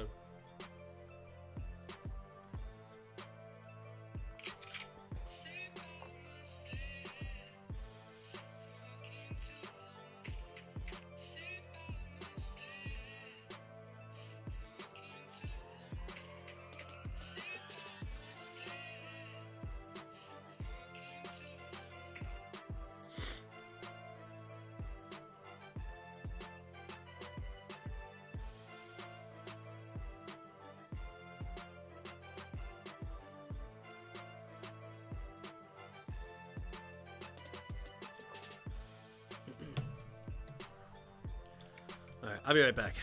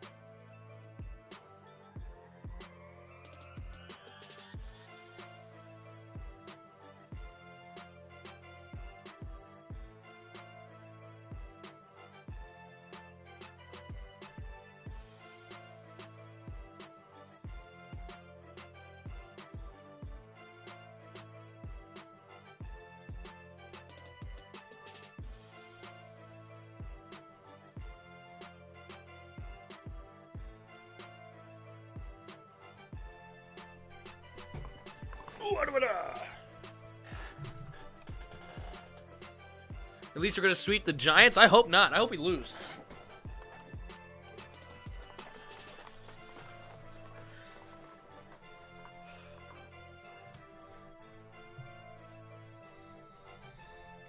Like, I don't believe in tanking when you have a chance to make the playoffs. But if you don't have a chance to make the playoffs, tank. Like, there's no other reason to win games.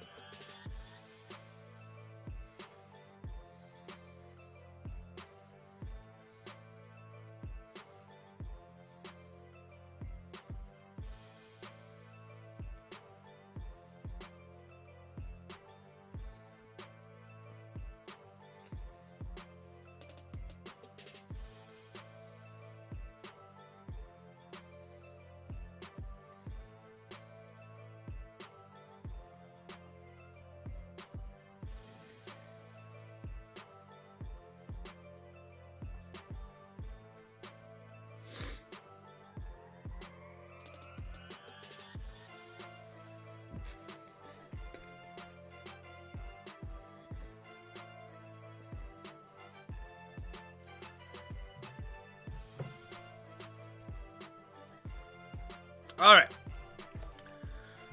So we got halftime.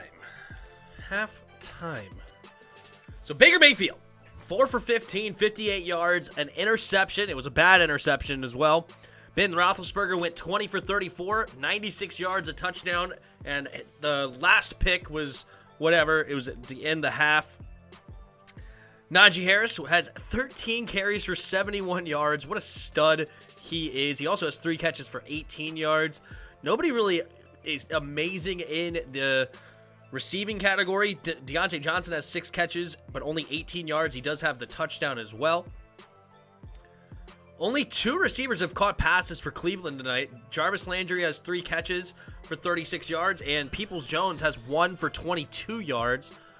Nobody else making grabs for Baker, whether it be an errant throw, a batted down at the line, or whatever the case may be, or a dropped pass. Over on the defensive side, it's all about this guy, T.J. Watt. 2 tackles, 2 sacks, and 2 tackles for loss. Is there words to describe this guy anymore? He is just incredible at the position. T.J. Watt, 19.5 sacks now on the year. Absolute monster. They're showing him on the highlights right now, actually. Jadeveon Clowney also has a sack. He has the only other sack in this game. 4 tackles himself. One of them, he ended up getting a 15-yard penalty because he took the receiver's shoe and threw it. I think it was Chase Claypool's shoe. He just took it, threw it, giving some free yardage. That was silly. I think it was also on a 3rd down, so that was really, really dumb. But yeah, we got a game right now. Let's see. Pittsburgh, Boswell has made the only field goal of the night. It was a 22-yard attempt, so chip shot. Yeah, take a look here at the team stats. Big difference there. 14 first downs to only 4 for the Browns. 21:43 minutes time of possession. 8:17 for the Browns. Jeez. What's Garrett at? Garrett has, I believe, 15 sacks. If we look here at the, I think he's at 15, and he does not have one yet tonight. But yeah, 15 sacks for him. He's also a stud, but TJ Watt, he is just an absolute monster. But yeah, that is the game so far. Yeah, see, I think I got to give it to Tom Brady. I actually thinking about it more. I know I was talking about giving it to Aaron Rodgers, but Tom Brady, dude. Yeah, he's got more yards and more touchdowns. They have one less win than the whatever they're called, the Packers, but they're still right in it.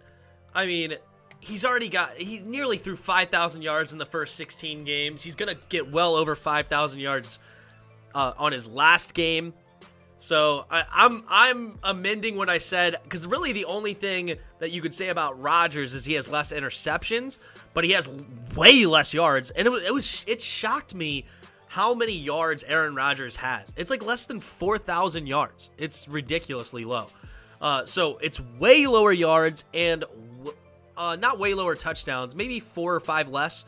But yeah, I think Tom Brady's the clear MVP right now, especially with what he's dealing with. Good night. Roger Smith, what up, bro? How you doing tonight?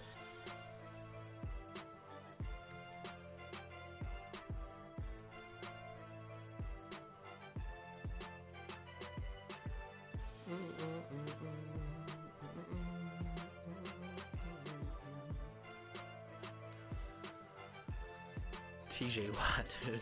Just what a stud.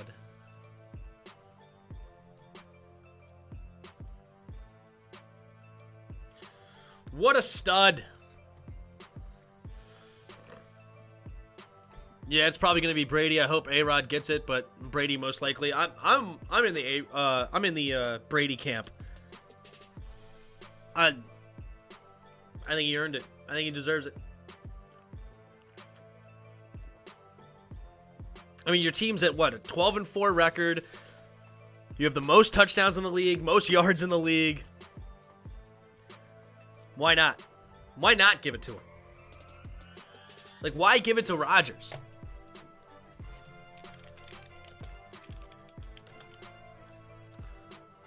Yeah, he's not even at 4,000 yards. 3,900 yards, 35 touchdowns, 4 interceptions. The only thing that's better is those 4 interceptions. But outside of that, less touchdowns and 1,000 less yards. 68.6 completion percentage. What's Brady's at?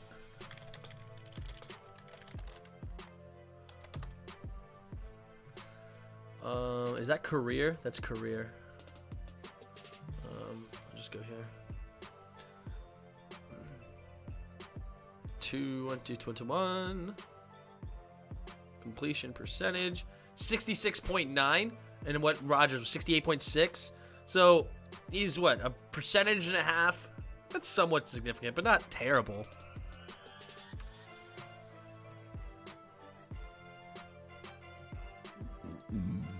Yeah, I'm in Brady's camp with you, Fight for All DC. No Matt LaFleur. Yep.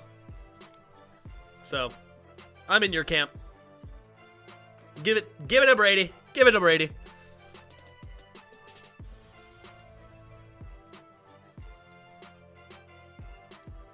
Brady has 2 starting wide receivers out due to ACL and a guy who has serious problems. Yeah.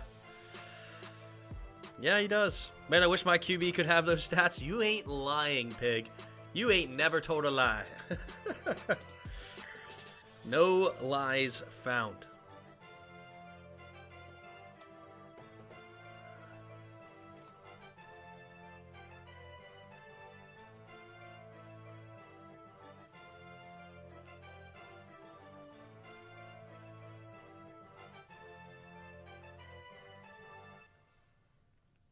Yeah, Ben is old. How do you have 34 pass attempts for 96 yards? That is a hilarious stat right there. That is a funny looking stat.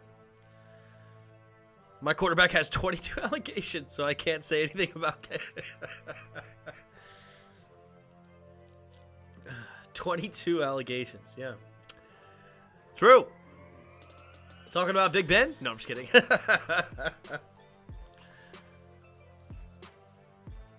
All right, here we go. About to get the second half on its way. Boswell. Ready to get us started. All right, we got a kick, and it will be caught at the 7. Not a very good kick.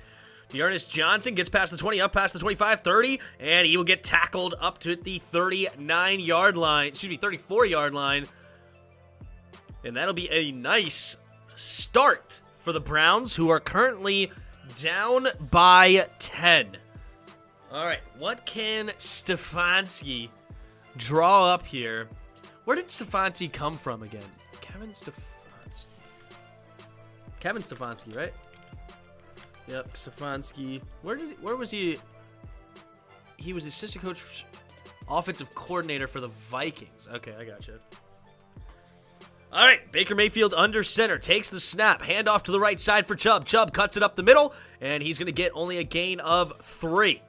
Steelers defense playing well right now. I want a QB with Josh Allen's arm strength and Aaron Rodgers' ball security. Is there any way Washington can have that, right? That's a lot to ask. That is a lot to ask. All right, here we go. 2nd and 7. Baker Mayfield under center again. Chubb the single back. Bryant goes in motion. 3 tight ends on the right side. Baker takes the snap. Handoff up the middle. Nick Chubb. Nick Chubb will barrel forward, and he will get a gain of 4. So 3rd and 3 coming up for the Browns. Honestly, if you want a QB with Josh Allen's arm strength and Aaron Rodgers' ball security, that's Aaron Rodgers. Aaron Rodgers has a lot of arm strength himself.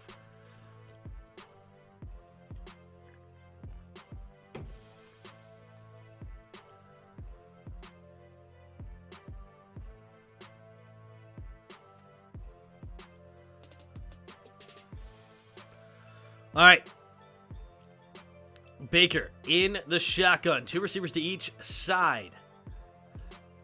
Takes the snap. Drops back. Baker steps up in the pocket, and down goes Baker.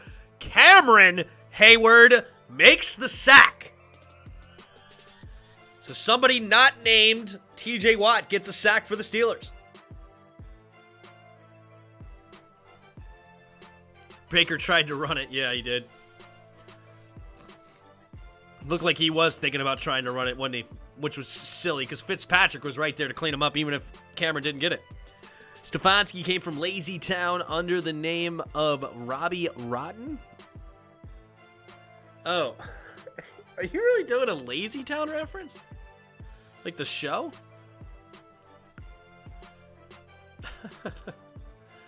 McLeod takes the snap, running to his right side, and will get tackled at about the 21-yard line. So Big Ben with a 10-point lead. Let's see if he can add to it. He don't got Josh Allen's arm strength. Josh Allen has thrown the longest pass in an NFL game. Yeah, but I mean, yeah, if we want to be technical, Josh Allen probably has the strongest arm, like literally the strongest arm, but Aaron Rodgers has tremendous arm strength. Maybe it's not as good anymore now that he's a little bit older, but he still has a lot of arm strength. I mean, you've seen a lot of off the back foot type of throws, off balance, and yet throws some strikes.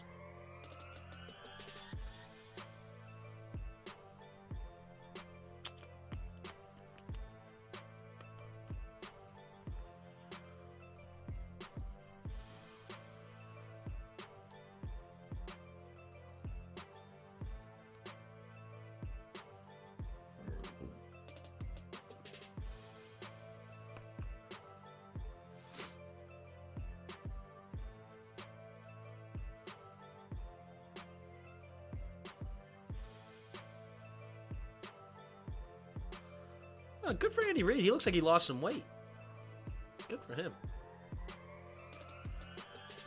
I kid you not, Tim. The dude Robbie Rotten's doppelganger. Oh, really? Robbie Rotten. Lazy Town.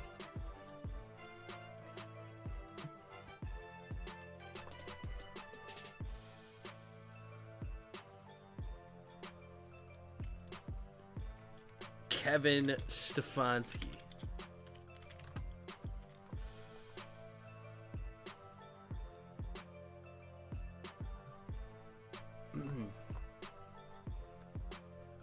This is him right here. I can see it. If you made Robbie Rotten get a beard. Look at that chin. He does have a big, long chin like the guy from here.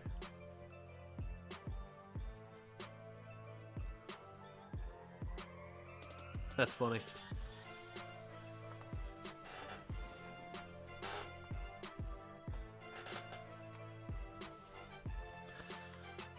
Here we go. 1st and 10. Pittsburgh Steelers. 2 receivers to each side. Takes the snap. Fakes the pitch to the left. Grows to his right. Throwing it downfield and overthrows Deontay Johnson. So 12.5 to go here in the third quarter. I need Deontay Johnson to get about another... I'll take another touchdown. If I get another touchdown, I'll be appreciative. Can we get Deontay Johnson another touchdown? That would be nice. Big Ben. 3 receivers to the left side.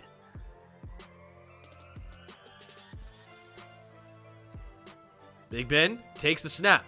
Handoff up the middle to Najee Harris. Najee Harris gets to the left side, and down goes the sideline is Najee Harris. Oh, my goodness, that stiff arm. Oh, and then he gets tackled.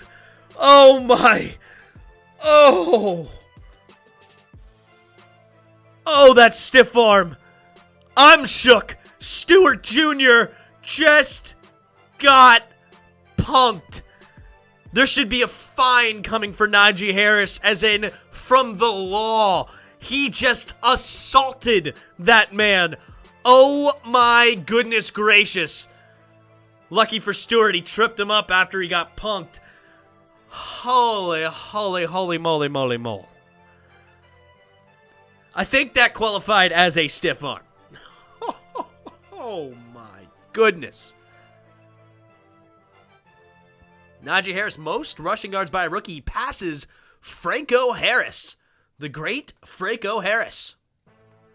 Stiff arm. Oh my goodness. That is a rookie putting you right on your butt. 12-12 to go here in the third quarter. Pittsburgh, 1st and 10 after the big run from Najee Harris. He just eclipsed 100 yards on the night. Big Ben under center. Big Ben puts Johnson in motion, takes a snap, handoff again up the middle for Najee Harris, and this time he goes nowhere. Grant Dilpit meets him for a loss of 1. Whew. All right. Good job, Browns. Saving face a little bit after that huge stiff arm. So they are at the Browns' 49-yard line or so. About, 49. Good tackle there by Grant Dilpit. All right, 2nd and 11 here for the Steelers. Big Ben in the shotgun. Takes the snap, looking to pass. 4-man rush, quick throw to the outside, and caught by Deontay Johnson. And he will get a gain of 4 or 5.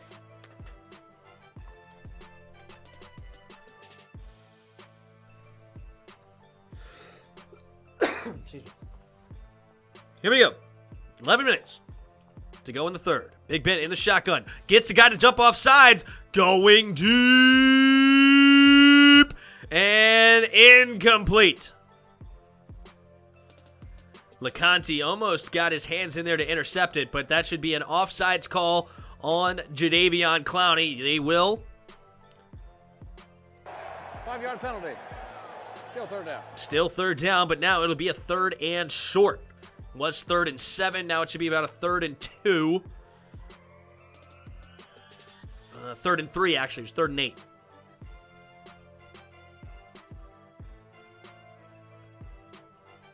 All right, 3rd and 3. So a free play given there to the Steelers. Very kind of the Browns. Big Ben. In the shotgun. 3 receivers to his right. Takes the snap. Looking to throw. Back shoulder. Caught by Deontay Johnson. And out of bounds. First down. Steelers. Gain of about 10. That's making it interesting for my fantasy league. I am down currently by 1 point. I have Deontay Johnson and he has Nick Chubb. If Deontay Johnson can give me a touchdown here, that would be big. Big Ben in the shotgun. 3 receivers to the right.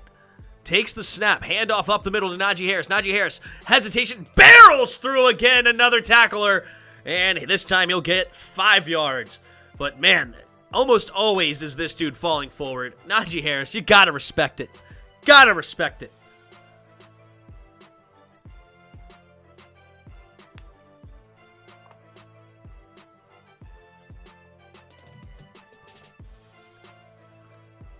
All right, Big Ben in the shotgun. 3 receivers to the right. Ben takes the snap. Here comes the blitz. Steps up. Throws underneath. Caught by McLeod. McLeod getting to the sideline, and it'll be first down. Another gain of about 10. Inside the red zone goes the Steelers.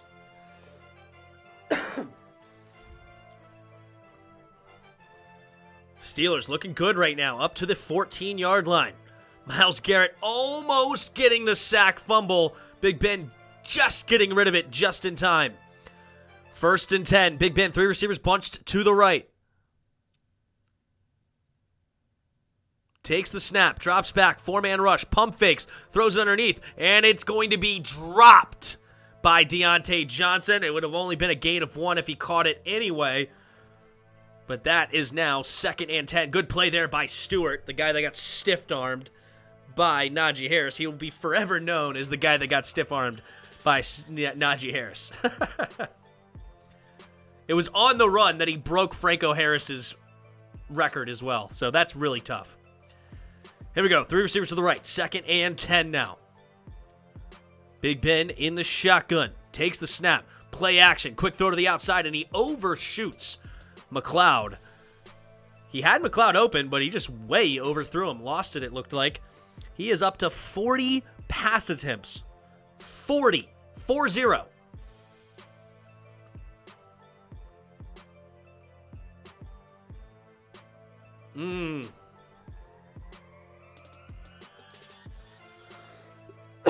Big Ben mad at himself after that one. All right, here we go. Big Ben, 2 receivers to each side. No Deontay Johnson on this play. That's unfortunate for me. Big Ben takes the snap, drops back, quick throw to the underneath, caught by Freiermuth. Freiermuth slips the first tackle, but can't escape the plethora of Browns there to tackle him. 3 guys were there to take him down after a gain of 3, and that will bring up 4th down, and Boswell will come out for another field goal. Man, I hope Deontay Johnson's not hurt when I'm down by 1 frickin' point.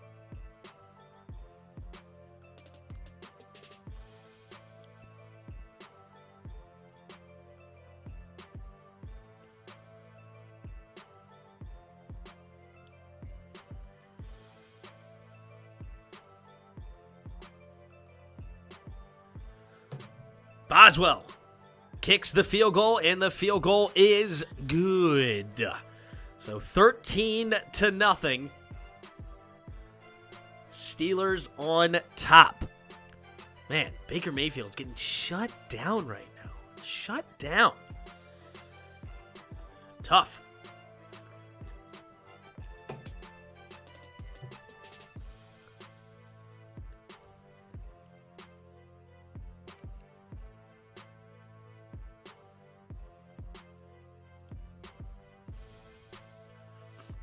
Did my chat break, or did nobody chatting? It's fine if you're not. I just realized nobody's chatting in a little while.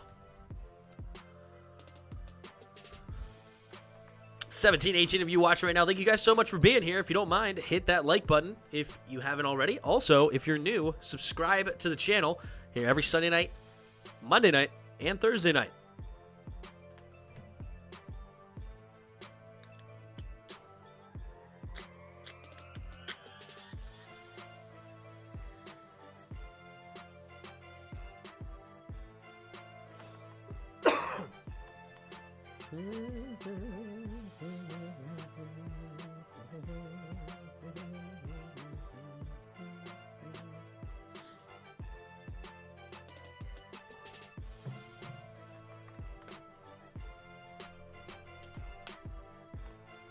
Nah, it's good. All right, sweet.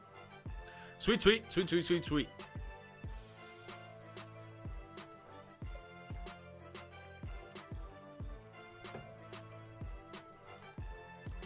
That's my QB, said no one.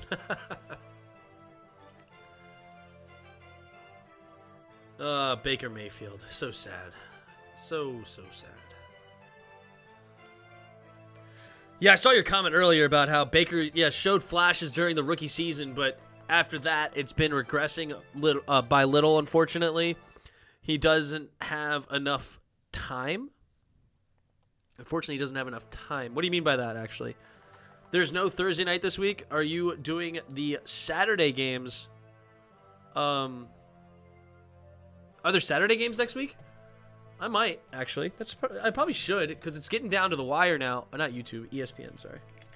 I want to look at the schedule. The schedule.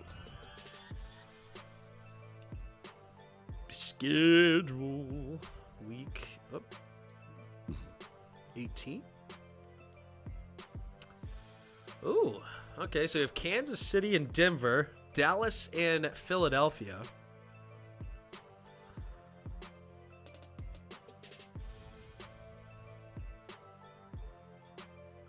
Kick is away. And caught by Johnson. Johnson catches it. Man, Boswell does not have a strong leg. But the special teams for the Steelers does a good job not letting them get too much. And they're up to the 26-yard line.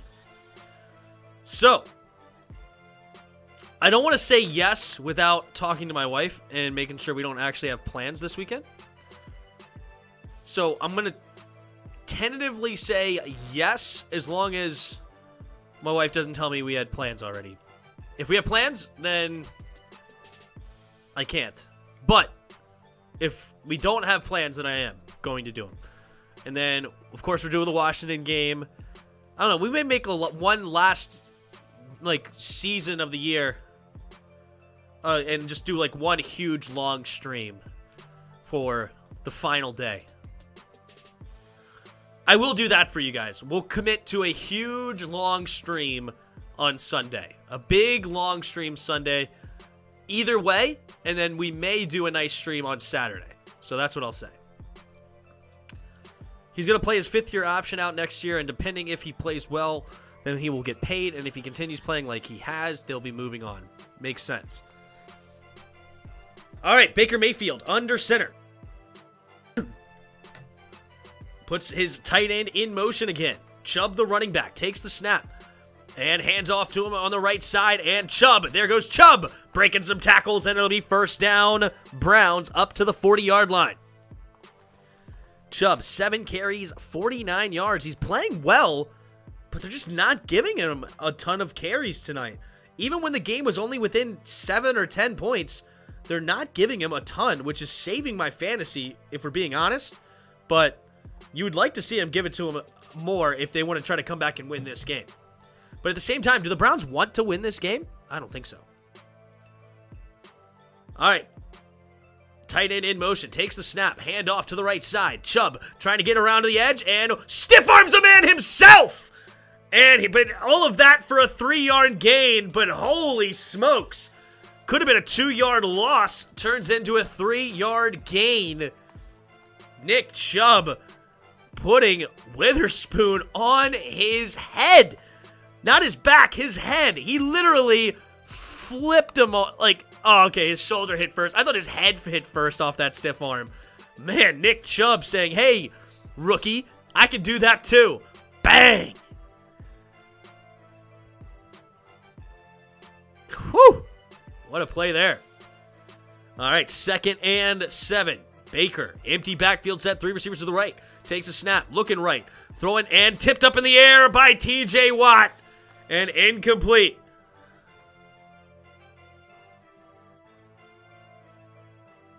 Oh, was TJ Watt actually giving Baker some pointers?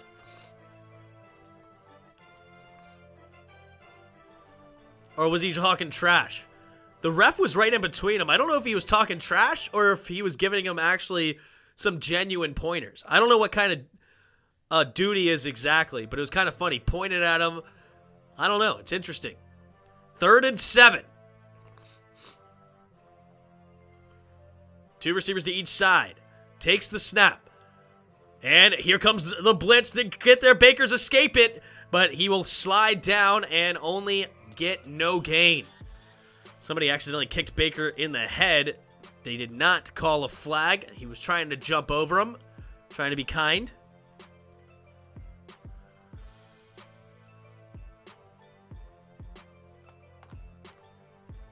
Man, I thought it was a blitz, but no, that was only a 4-man rush.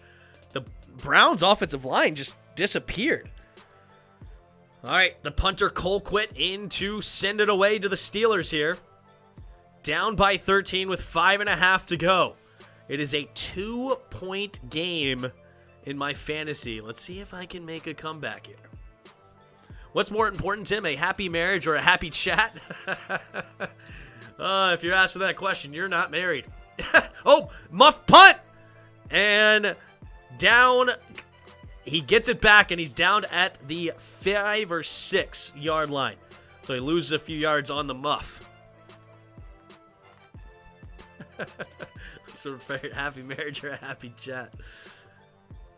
The Browns were the team that we thought they were. Useless. What's up, Randy? How you doing tonight?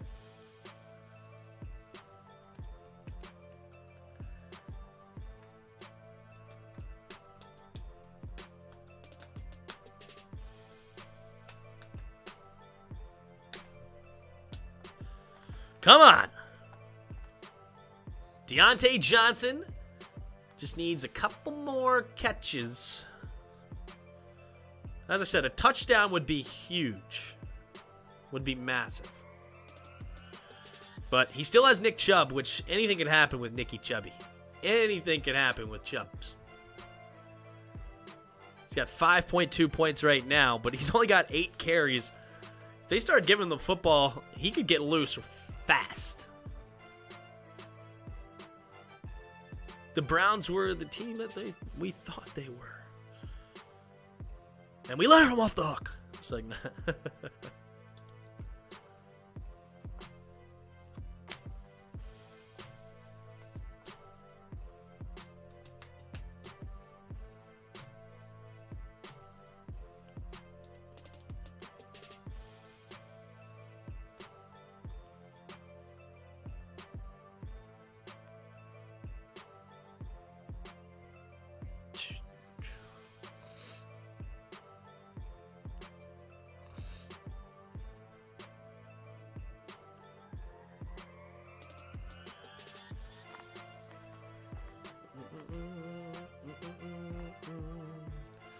all right, 5:06 to go here in the third quarter.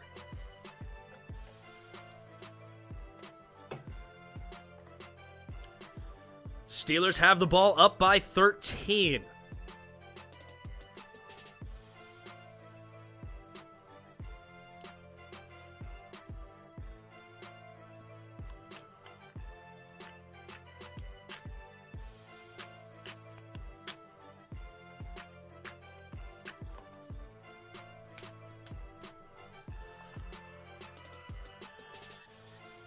All right, here we go.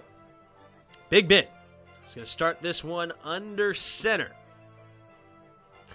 Backed up in their own territory at their own 5-yard line. 3 receivers bunched to the right. Takes the snap. Handoff up the middle for Najee. Najee carrying guys again for 4 yards. 2nd down and 6 coming up for the Steelers.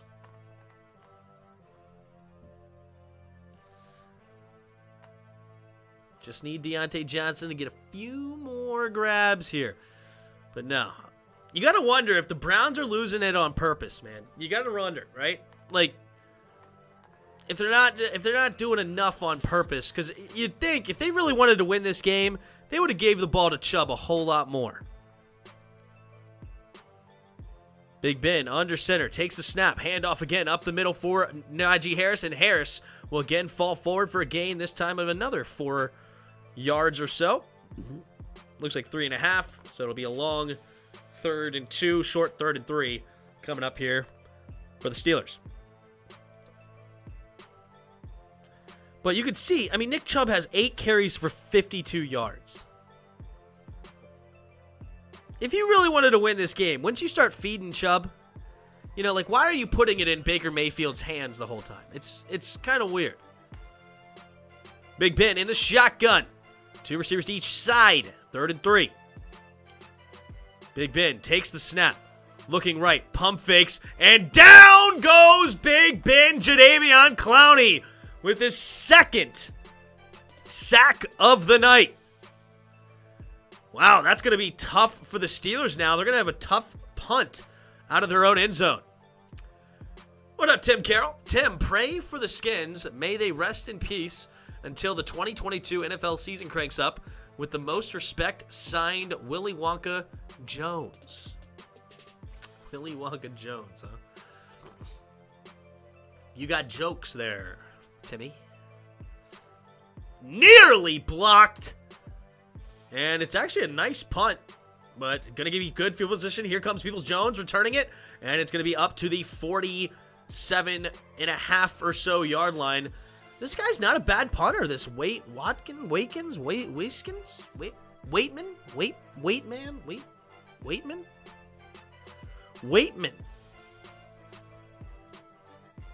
Corliss Waitman.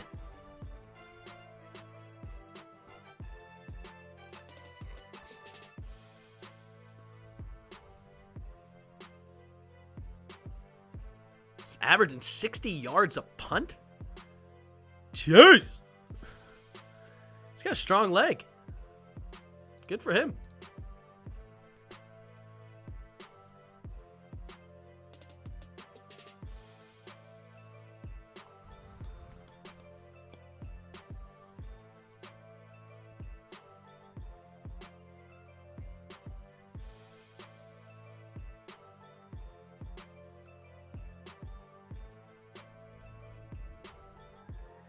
Was that a joke? I'm guessing probably Haskins playing punter.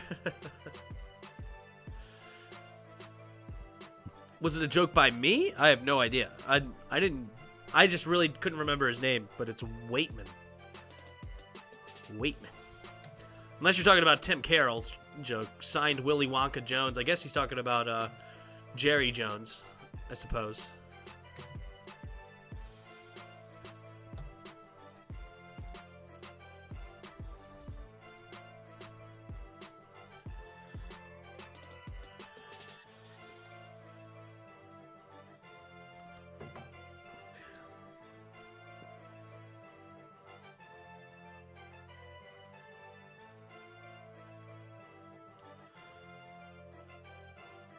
How many yards does Harris have? Harris is over 100. He's up to 112 on just a measly 18 carries.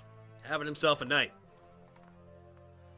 Also, Ward is out, but Myles Garrett is not out, Hassan. Myles Garrett is playing. He almost got a sack on Big Ben earlier on not the last drive, but the drive before that. He almost made a big play. All right, here we go. Under center goes Baker Mayfield. Bryant in motion. 2 tight ends on the left side now. No, sorry, tight end on each side. Takes a snap. Play action. Baker steps up, throws over the middle of the field, has a man open. Peoples-Jones trying to get to the right sideline, and he's still going, and he's inside the 10, up to about the 7, maybe 6 yard line, depending on the spot. All right, a touchdown to Nick Chubb would be disastrous for me. Disastrous. I do not need a Nick Chubb touchdown right here. I need Baker Mayfield to throw it. If TJ isn't Defensive Player of the Year after this game, just wow. Yeah, he's a stud, man. He's a beast. All right, do not let Nick Chubb score this. Please. Please. Baker Mayfield under center. Jarvis Landry goes in motion. Baker at the 9 yard line. Weird spot. Takes a snap. Hand off to the left side is Chubb. Chubb cuts it up the middle, and he's going to get to the 4 yard line. So that's 0.5 more points for my opponent. Down by 3 now. Just over 3. Do not let Nick Chubb score a touchdown. If Nick Chubb scores a touchdown here, Timmy Boy's done. Done. Here we go.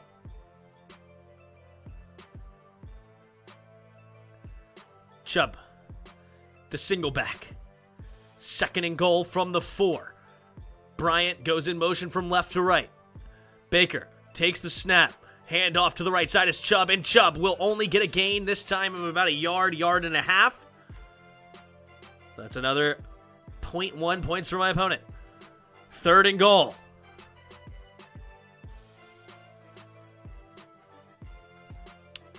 Nope. Big boy number 95 is in the game there, Asan. Good defense there. Spillane in on the tackle.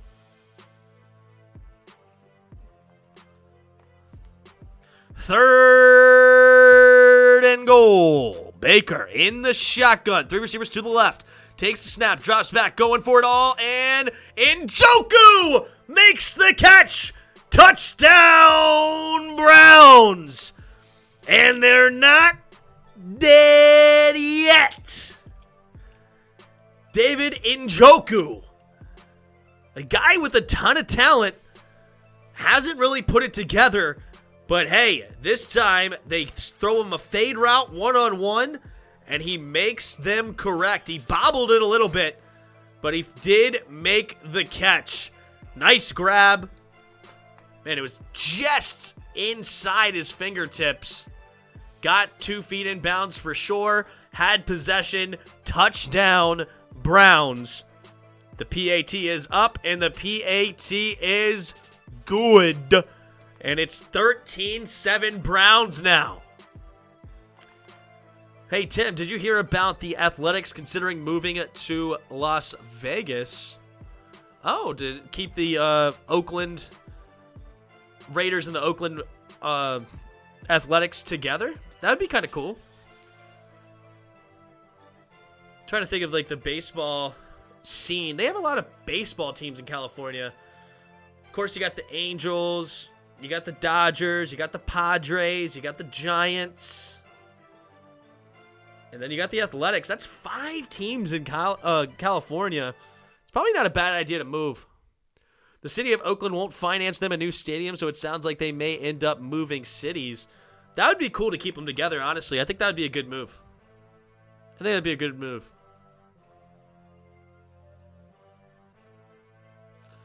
And that would be 3 sports teams in Vegas all of a sudden. That's already done, DB? Oh, I didn't know that was already a thing. Don't really follow baseball that close, but that's a cool idea. Is there any other baseball teams I'm forgetting? I don't think so.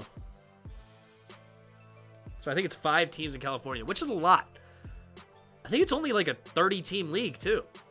So 5 teams in one state. That's quite a bit.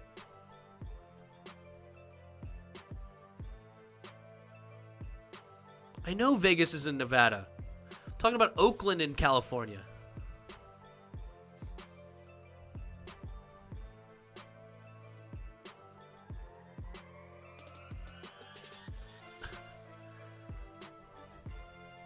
I know Vegas is not in California. I said Oakland's in California. There's 5 teams in California, and they're talking about Oakland moving to Vegas.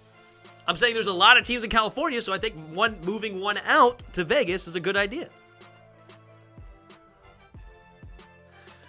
Just notices my favorite NFL player of all time is Dick Deerslayer. I don't even know who that is.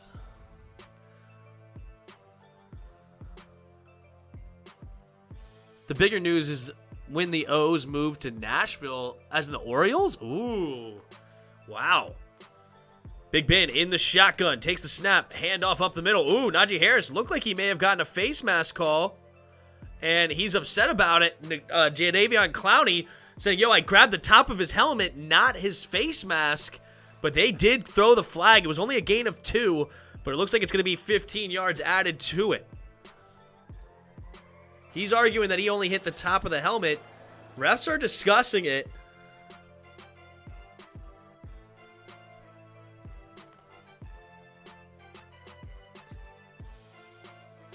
Jadeveon Clowney wanted a hold anyway. Clowney actually has a point. Unless he had the top of his face mask. But no, not really. I think he has a point. I think it's picked up. There is no foul for grasping the face mask. That's a nice job right there with the crew. Yep. I think Clowney had a good point. The refs discussed it, and they changed the call, and honestly, I think it's a good change. So instead, it's only a gain of 2. He never really grabbed the face mask. It was just the helmet. And there you go.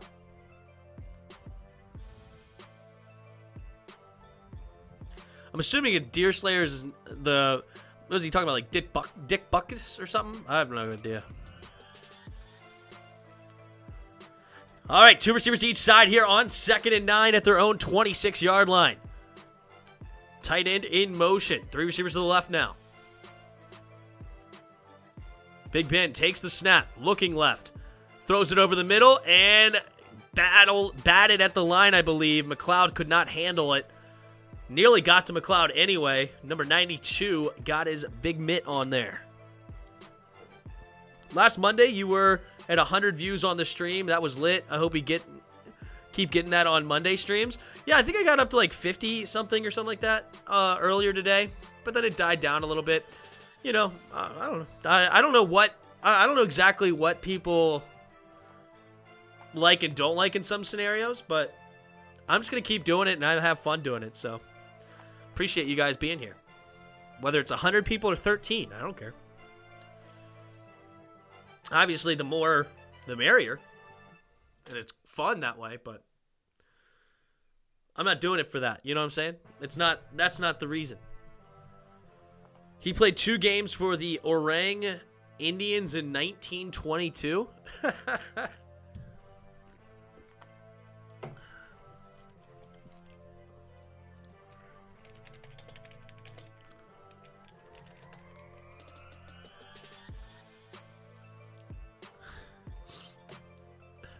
Dick Deerslayer was a professional football player who played in the early National Football League, a Native American, played for Orang Indians during the 1922 season. The Indians were a team composed of only Native American players and based in LaRue, Ohio.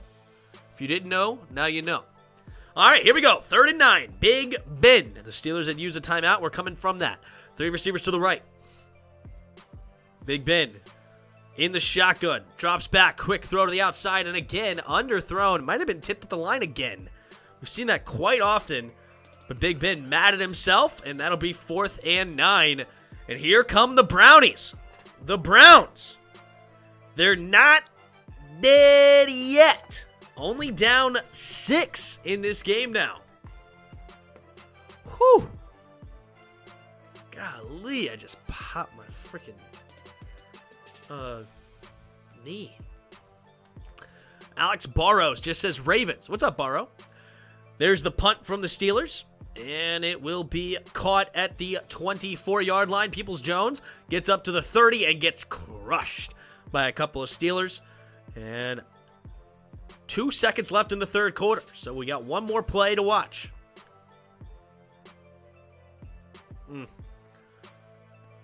Jamar Chase, man. Good for the Bengals. I said they should have drafted a left tackle, but Jamar Chase has been an absolute stud, so you can't really hate on him too much for it.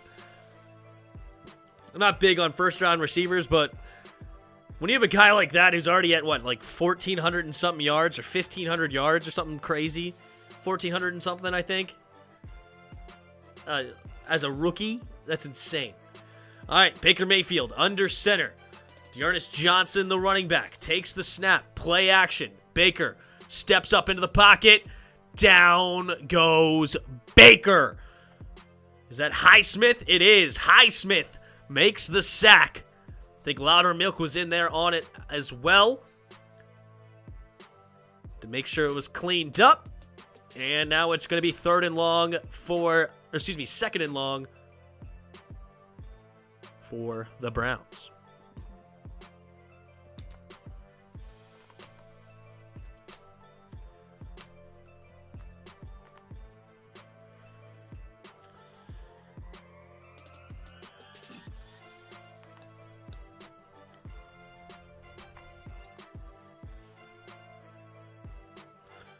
Just know this is my first time watching one of your streams, and I love them. Thanks, man. Appreciate you being here. Thank you.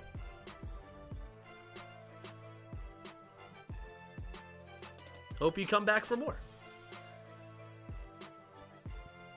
Why do you hate first-round receivers? Did Josh Jackson hurt you that much? I am not big on spending high capital on receivers, whether that be big money or a high draft pick. And the reason is I don't think the difference in caliber is enough. Now, of course, there's exceptions to this. When you got a guy like Julio Jones that's about 6'4", 225 pounds, 230 pounds, can run a sub 4.4 40-yard dash, has a catch radius through the roof. Like, he checks all the boxes, right? Like a Calvin Johnson checks all the boxes. A Randy Moss checks all the boxes. Like, if you have a guy like that, that's the kind of guy I make an exception for. Like, a guy that's literally a 6'4" monster. But outside of those guys, I feel like you can find really high-quality dudes in later rounds. Like, you could go down the list of a bunch of different receivers that were not first-round picks. Devontae Adams was not a first-round pick. Michael Thomas wasn't a first-round pick. Terry McLaurin was not a first-round pick. A.J. Brown wasn't. D.K. Metcalf. Like, Chase Claypool wasn't. Like, there's so many. Antonio Brown. I know he's got crazy now, but he was a stud, obviously. There's so many guys that you can look at, and there are good receivers that come out of the first round. Of course, you got Julio. Of course, you have DeAndre Hopkins. I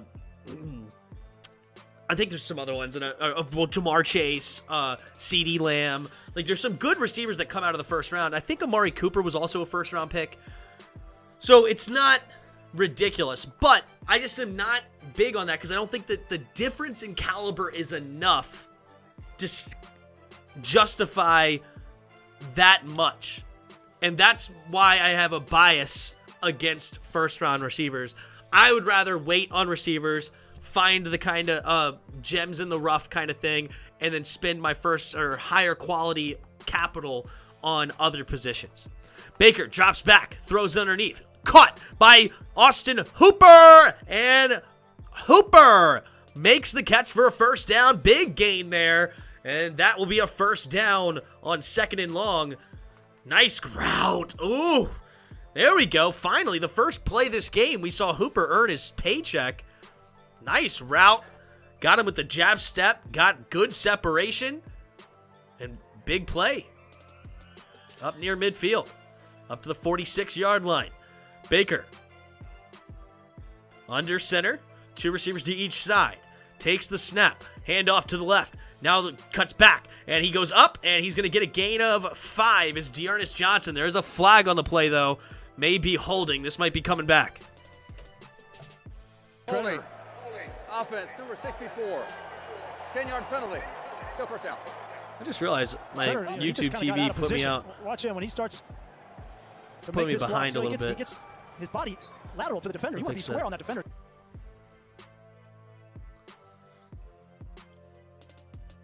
All right, here we go.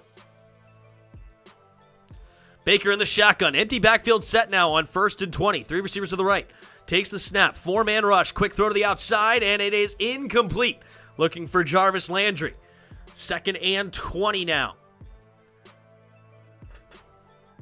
This just in, the WFT has traded Cheeseman, Keith Ismail, Bobby McCain, and a 7th rounder for QB Patrick Mahomes, Travis Kelce, and Tyreek Hill. I mean, how in the world did Kansas City fleece us for all that? That is amazing. So in your opinion, the first round should be used solely on quarterbacks, tackles, and long snappers. I think you understand me brilliantly, Pig.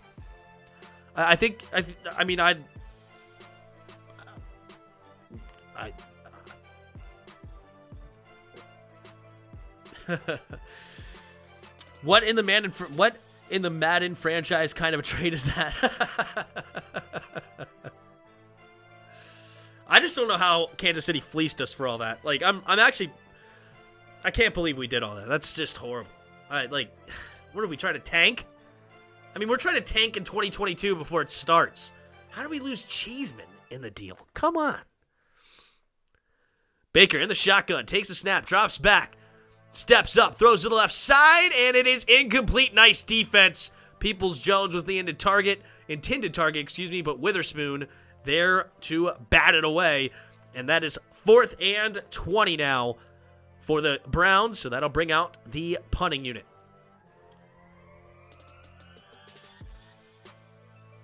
Mayhew nods approvingly. Gosh, Mayhew. What a terrible hire. Like, I don't understand, man. Like, it's not... This isn't rocket science. Like, go back and look at the history. You just see a horrible history. Like, that's what I don't understand.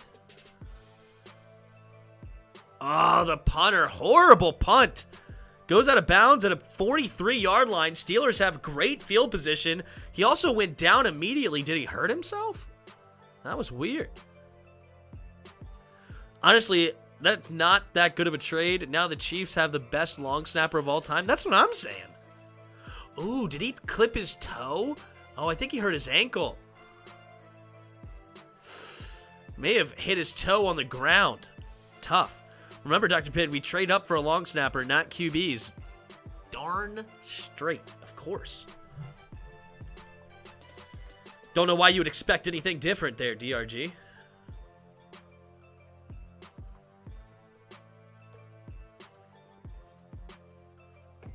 Got a commercial break. Yeah, I don't know what the like the algorithm of YouTube, like why I got so many live viewers. What was it, Minnesota versus Bears? Like, I don't know what like got it in the algorithm where I got so many more clicks.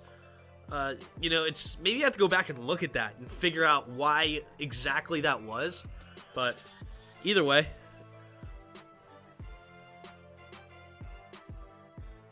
because I didn't do anything different than what I'm doing right now. Like, I put the title in the name, I have a thumbnail, and here we are.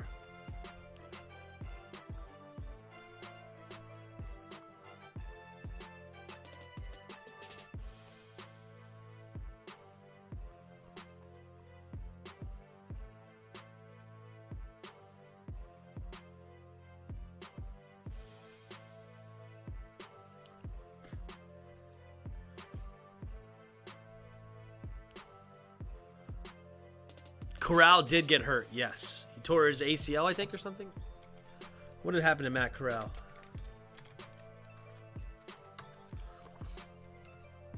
Negative. Will be great. Oh, NFL prospect gets great news. Nice. After right leg injury. Came back negative. Good. Oh, injury's ankle. Interesting. Good for Matt.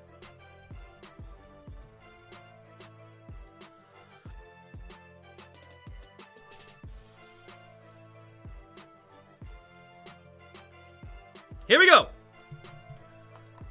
Big Ben in the shotgun. Takes the snap. Handoff up the middle for Najee Harris. Najee Harris slips some tackles. There they go. And he's still going and gets a first down.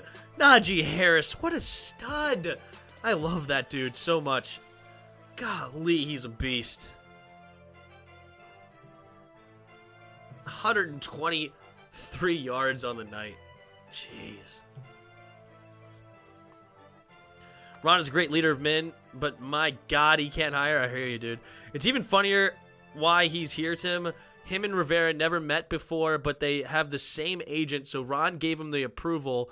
That's the only, also why Hurney is here to be Ron's trust guy. Yeah, I guess so. Handoff up the middle again for Najee Harris. Najee Harris will dive forward for a gain of 5. Hold on, I need Deontay Johnson to get a couple grabs. Couple grabs for Deontay, please. Come on, Deontay Johnson. Deontay Johnson. Najee Harris, 128 yards on the night. What a stud.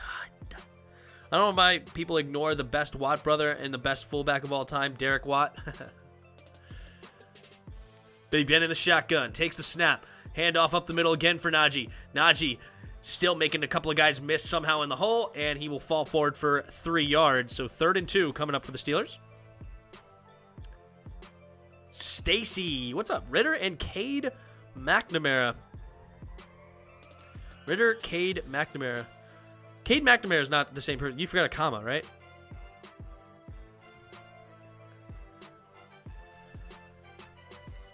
Here we go. 3 receivers to the right. Big Ben in the shotgun.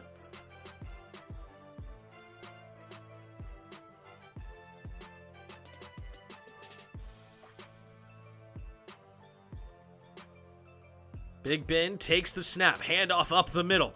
And nice carry again by Najee Harris. Gains about 7 yards on 3rd and 2. And they cannot stop this rookie. This offensive line's not very good. Like, he's just, earning so many yards.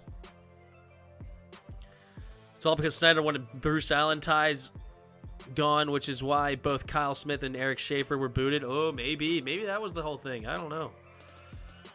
2 receivers each side. Big Ben in the shotgun.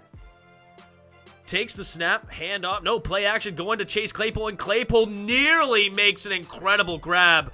Greg Newsome, the rookie out of Northwestern, 1st-round pick for the Browns, playing great defense. Ooh, he got PI, actually. Ooh, he hit him early.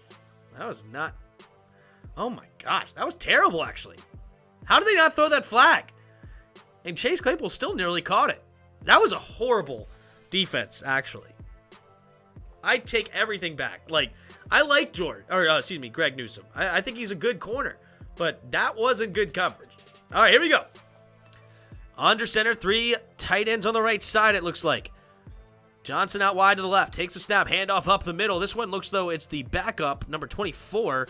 And he's going to get a gain of 2. So now it's 3rd and 8 for the Steelers. Sounds like Deontay Johnson time. DRG. Rodgers, Mahomes, Brady, Allen, Burrow, Prescott, Herbert, Murray, Jackson, Cousins. Prescott should not be number 6.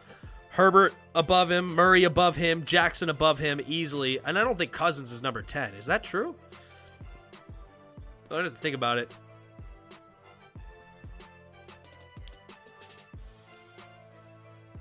I have to think about it.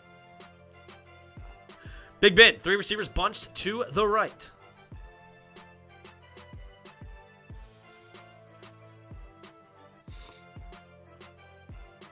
Takes the snap, drops back. Here comes the blitz. Throws it to the left side and incomplete. Newsome on the coverage. Looked like Deontay Johnson slipped.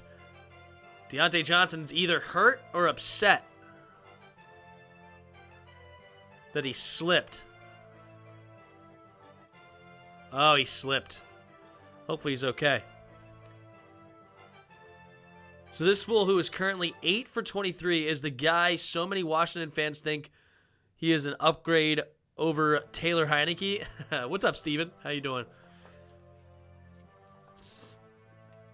Yeah, I'm not a big Baker guy. Even though I do agree he's an upgrade over Heineke. But I'm not in on Baker. 4K yards, 30 touchdowns, 7 interceptions. I mean, good for him, I guess. I mean, that's fine, but I don't know. I guess.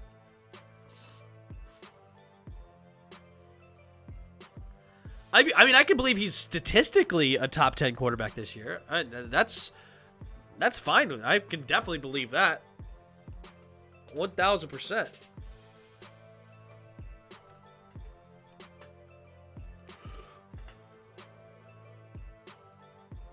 Just have to think about it. Who's there?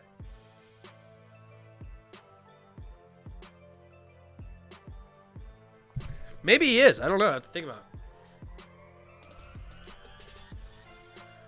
I don't care what Dak's stats are. I'm not putting him above Lamar Jackson, Justin Herbert, and Kyler Murray. I'm just not. I don't care what his stats are. I literally do not care.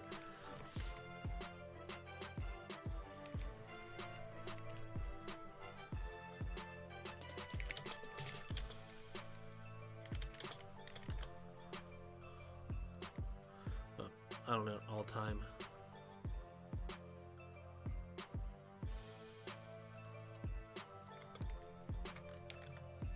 What the heck is that? What is this?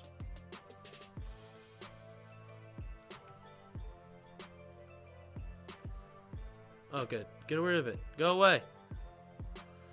Hit the wrong button, apparently. Not all time.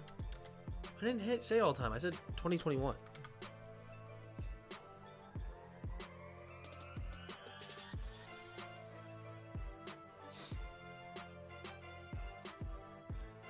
Oh, yeah. Why not Matthew Stafford? If you're talking about stats, why not Matthew Stafford? 38 touchdowns, 4,600 yards. I know he has 15 picks. But why not Matt Stafford in that conversation?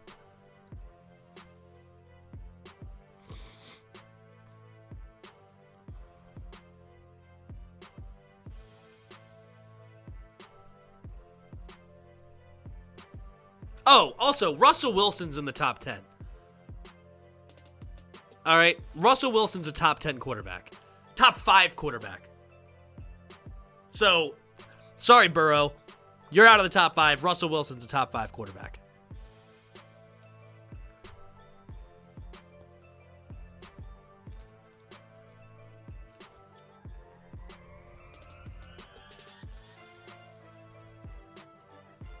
Slide who? Russell Wilson to 8? You're out your mind. He's a top 5 quarterback. Easily a top 5 quarterback. Yes, this year. 2,800 yards, 22 touchdowns, only 5 picks. In how many games? He got hurt for a few games.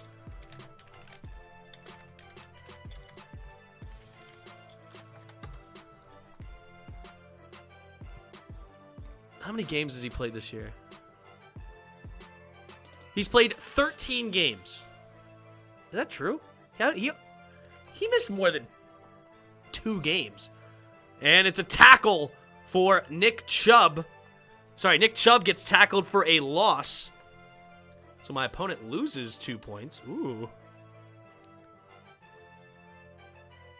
Wilson is 100% top 5. Oh my goodness gracious, you people. He gets hurt one year, and the team sucks around him so bad, and you guys want to talk about how he's not a top 5 quarterback anymore. Whatever.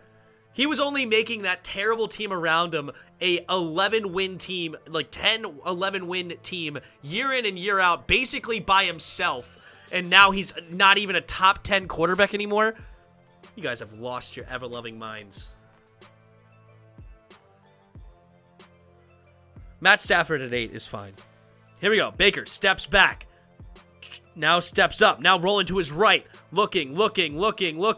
And ooh! Baker Mayfield with some moves.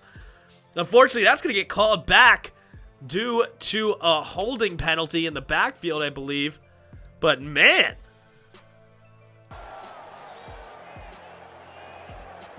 Holding. Offense, number 77. 10-yard penalty. Go third down. Ugh. Wyatt Teller gets called for the holding. Oh, that's such a weak call. That's a weak call. Top 5? It's not even like, this is ridiculous. Mitch Trubisky, number 1. Dr. Pig. Top 5. Yeah, Russell Wilson's a top 5 quarterback in this league. Are we really? Are we being real? Are we being serious? I mean, he's top 10. It's not even a conversation. He's top 10. Like, top 10 is duh. Okay? Duh. Top 10. But Wilson is a top 5 quarterback. Yes. I mean, like, okay, you have one down season. But Russell Wilson's stats, let's go to the rest. Like, last year, 4,200 yards, 40 touchdowns, 13 interceptions. Year before that, 4,100 yards, 31 touchdowns, 5 interceptions. Year before that, 3,400 yards, not the very many yards, but 35 touchdowns, only 7 interceptions. 3,900 yards, 34 touchdowns, 11 interceptions. Like, yes, this guy is all over the place, and he's one of the most sacked quarterbacks in the league with an 8.3 sack percentage. Handoff here to Dearness Johnson. Johnson is going to get tackled for a 3-yard gain, but that was third and 30, so that'll force a punt. Yes, Russell, like, and then that doesn't even include rushing stats. I don't know what he gets rushing-wise. Rushing and receiving. This year he's light on the rushing, 178 yards, but a year before that, 513 yards, 342, 376, 586 yards in 2017. So he also kills it in the run while running the football too. What he can do is basically, like, he does magical things on the field. He's an absolute stud. I can't believe I had to defend Russell Wilson being in the top 10, in the top 10, let alone the top 5.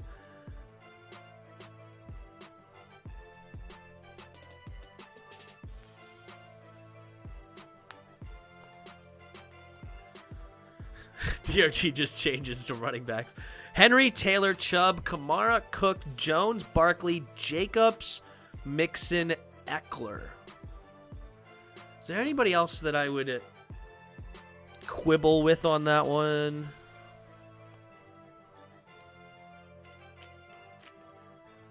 I guess you're only talking about this year, so you're just done on Christian McCaffrey, I guess. He's gotten hurt a lot, unfortunately. But so I guess you're just done with Christian McCaffrey.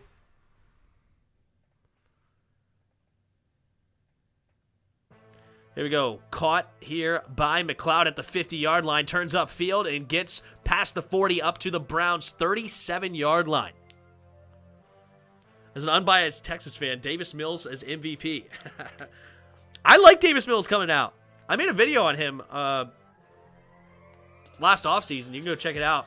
I was a fan of Davis Mills. I throw Saquon out of that list. I mean, yeah, if you're putting Saquon in the list, then I would put CMC in the list.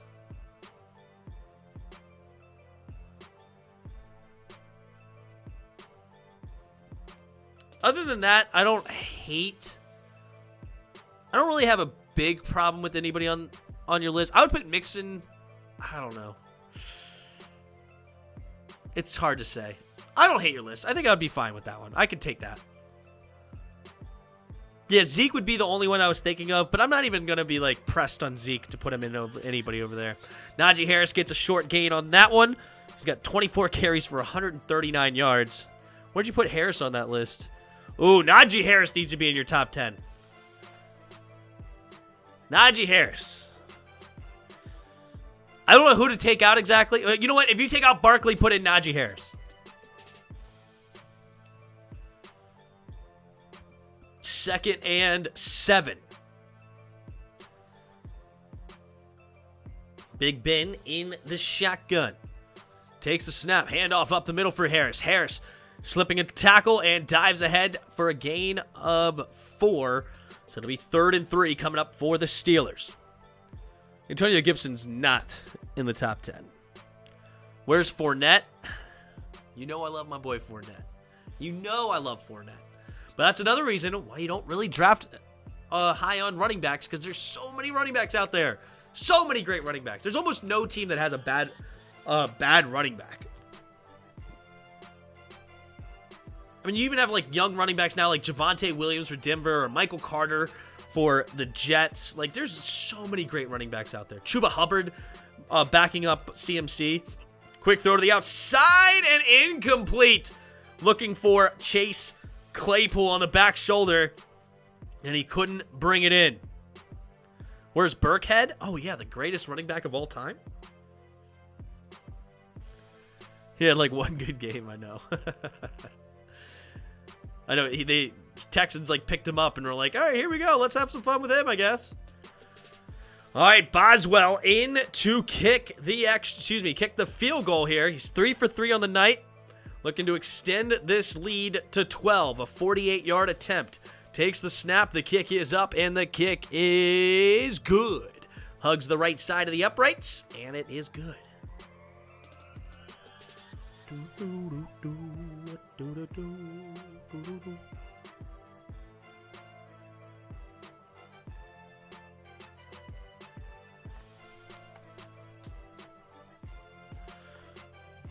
Now, CMC is a guy that I could be like, you know what, I'm okay with you taking him out because he's so often way too hurt. But I disagree wholeheartedly taking Russell Wilson out because of one down year, because of injury, and the team sucks. Oh, flag on the play. Conduct. Kicking team, number 79. These fouls offset. Both penalties go toward the first for potential disqualification.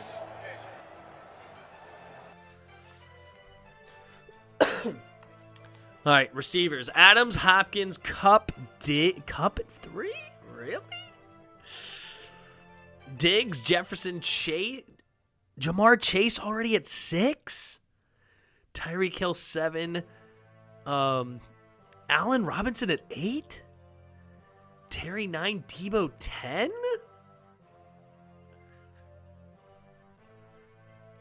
All right, DRG. I think that one needs some work. I think that one needs some work.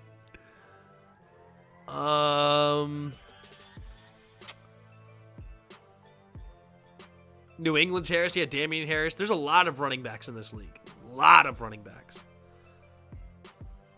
CMC, Chubb, Cook, Jones, Jacobs, Mixon, Eckler, 10, Fournette. I love me some Fournette. Fournette's a monster. That receiving one, I don't know exactly what it needs yet, but that one I feel like needs some work. John Bostic, that's it. That's the list. I can only... You know what? John Bostic, that's it. That's the list. Name that list. Name that list. What is the list? Name it.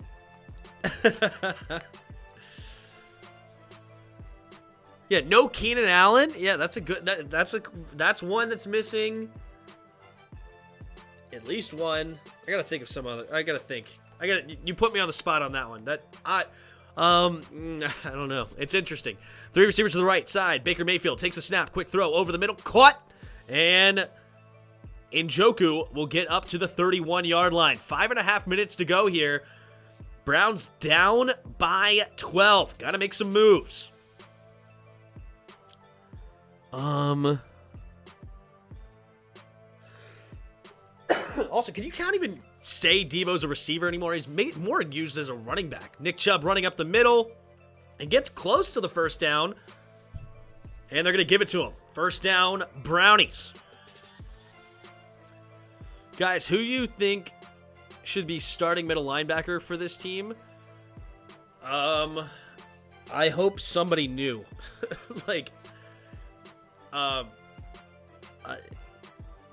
Should not.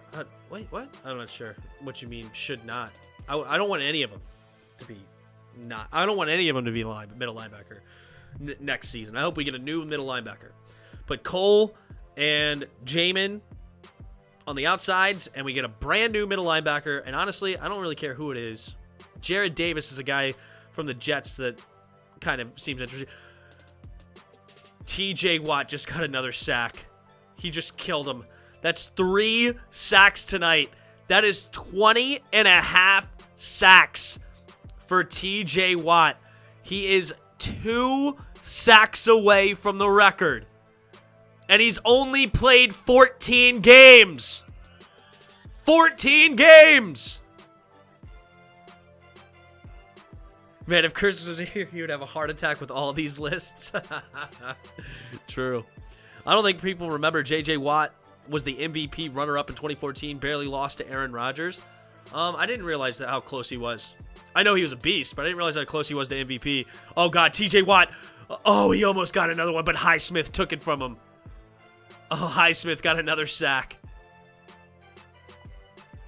Can I get a garbage time catch for Deontay Johnson? Can I do it? I am 3.24 points behind my opponent. 3.24.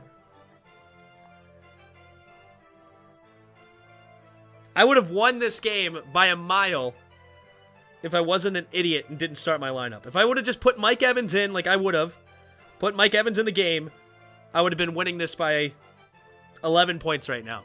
But instead, I'm down by 3. Baker Mayfield on 4th and 19. They're going for it. Kittle, Kelsey, Andrews, Waller, Gesicki, Hockenson, Gronk. I'd put Gronk above. I'd put Gronk at number 5. Pitts 8. Logan Thomas 9. Dallas Goedert 10. I put Noah Fant in there somewhere. I put probably Noah Fant at 9 and leave out Dallas Goedert. Maybe. Noah Fant should be in there. I think Gronk is a top 5. He's a beast. Kittle, Kelsey's fine. Andrews over Waller, fine. I like Gesicki, and I like him at number 6, though. So then there would be Hockenson 7. Pitts 8. Fant 9. Thomas 10. Baker drops back. Pump fakes going deep and incomplete. Oh, but there's a flag on the play. Pass interference. And that'll be an automatic first down. Uh-oh. Defense number 23. By rule, the ball is placed at the spot of the foul. Automatic first down. Joe Hayden gives the Browns, his old team, another opportunity. TJ Watt has 4 sacks this game. No, he only has 3. He only has 3 this game. Wait, he has 4?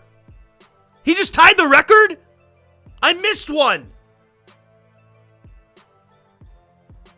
When did he get 4? Wait, he didn't get 4. I think he only got 3. One of them looked like he got close, but he didn't actually get there. It was Highsmith. I think Highsmith got the sack. TJ Watt didn't get the last one. I think that's wrong.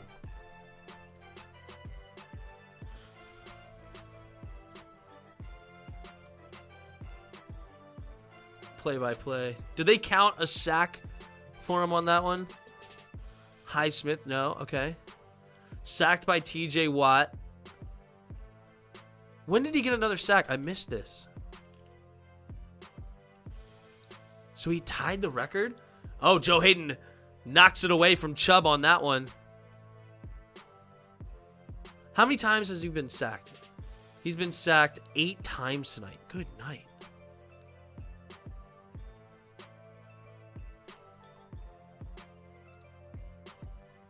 Does it add up to 8 if we add up all of these?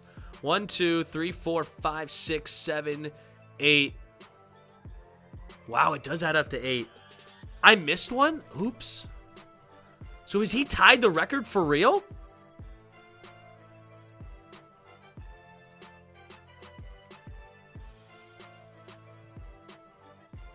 Oh, they counted it a sack, but it was for 0 yards. That shouldn't be a sack. They counted that as a sack? I don't know. That's a questionable one. So he tackled Baker Mayfield, but it was for no yards. Usually that doesn't count as a sack. Baker steps up. Oh, yeah, the record's 22.5 anyway. Baker rolling to his left side, and Baker will get the first down, running for it out of bounds, and it's 2:39 to go. Come on, Chubb, run one in. 22.5 sacks is the record. Yeah, I accidentally said 21.5. I'm an idiot.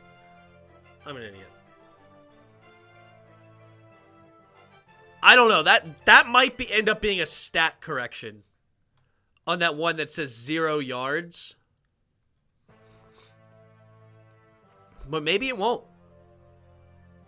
I don't know.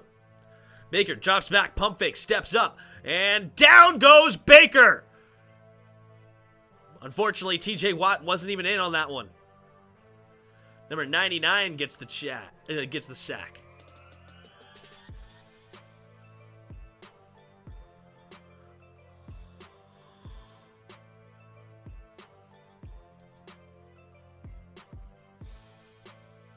Three receivers to the right. Baker drops back, setting up the screen for Johnson. Johnson cannot. Oh, he does slip the tackle, but he still only gets a gain of a yard.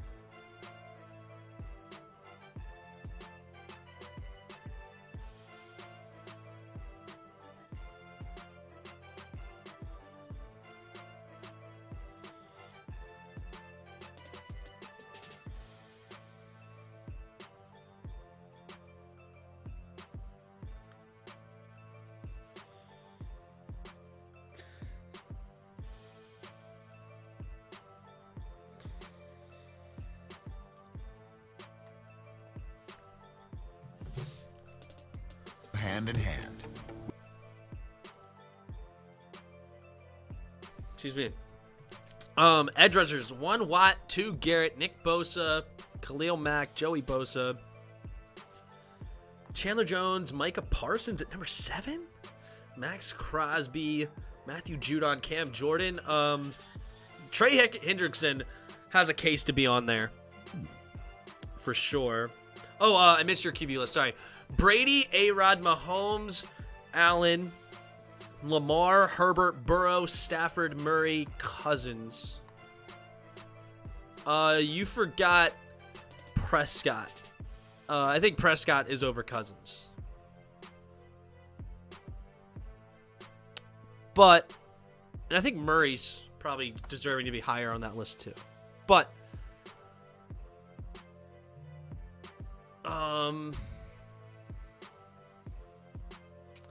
I mean, personally, I think Mahomes is number 1, but A-Rod's amazing. I think A-Rod's deserving of being number 1. I don't think Brady should be number 1. Brady has the, he's MVP this year, but I don't think he's number 1 right now. But overall, and then you're also forgetting Russell Wilson. You're just not going to put Russell Wilson in there? If you don't have Russell Wilson in it, I think your list. I think your list is disqualified. Both you and DRG, your lists are disqualified. Watch TJ get robbed of his 3rd year of for Defensive Player of the Year. that with Micah Parsons, it's possible. That's what's crazy. But he is doing it such a great job, and he really is going to get it because it's just so incredible what the situation is right now with him.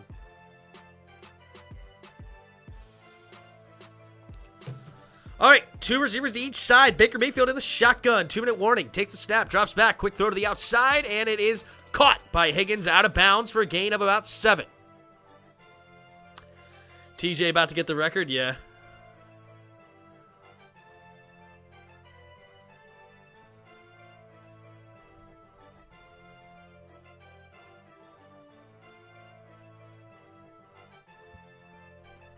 You don't think Dak is a top 10 QB?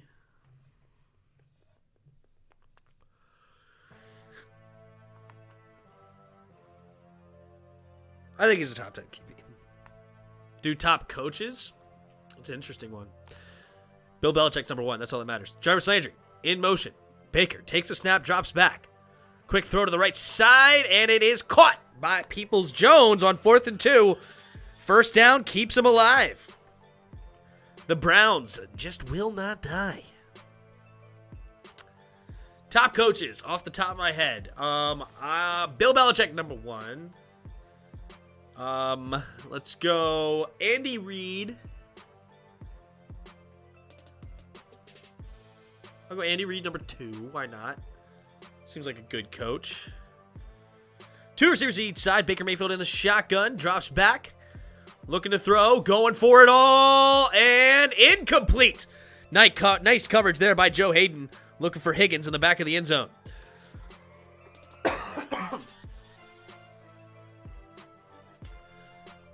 So I said Andy Reid number 2, right? Right. Mike Tomlin number 3. I think Mike Tomlin deserved to be on that conversation. Mike Tomlin. Tomlin at number 3. He's awesome.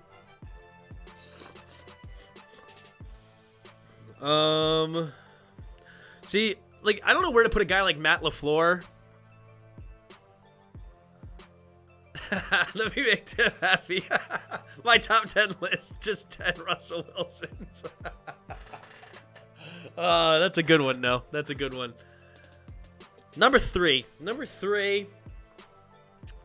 I don't know where to put a guy like Matt LaFleur because he has Aaron Rodgers every year. I mean, come on. How hard is it to be a coach when you have Aaron Rodgers? Sean Payton, number 4. Sean Payton, number 4. He's awesome. Sean Payton.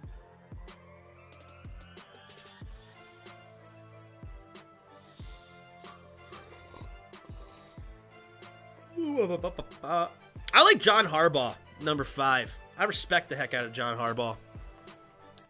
John Harbaugh rounds out my top 5. Number 6.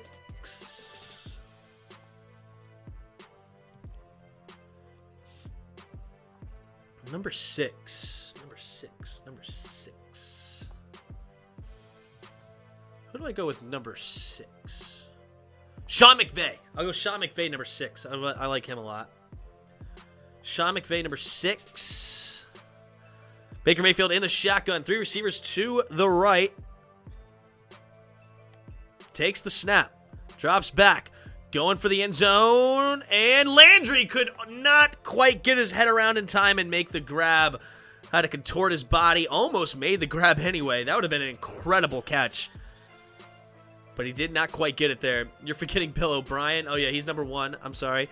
So move everybody else down. No, okay.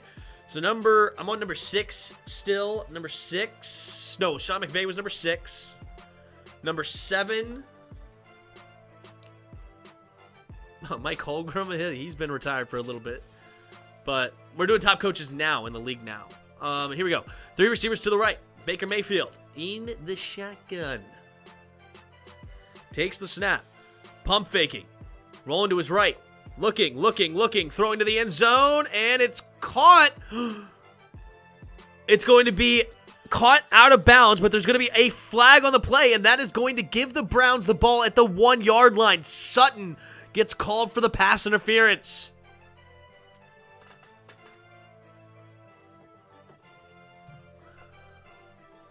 Defense, number 20. Foul occurred in the end zone. The ball is placed at the goal line. First down. Whoa. Oh, you know who I really love as a coach? Who I really, really love as a coach is Mike Vrabel. Mike Vrabel is an amazing head coach. I love him. I think I'll put him at 7. Honestly, he could be higher, but he's a stud. I love him. Here we go. Baker Mayfield under center. Baker takes the snap. Play action. Looking to throw, and he finds his tight end, Bryant, for the touchdown. And the Browns will go for 1 to go within 5. Did you forget the names? Oh, yeah. You know, I will go Bruce Arians. I think number 8. I don't know. Hold on. I'm not deciding him yet. Who do I go next?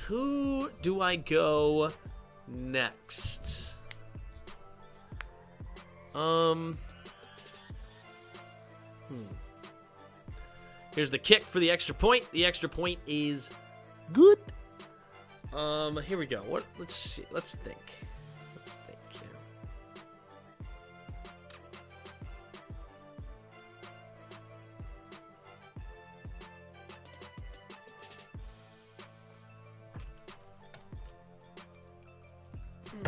Whoa.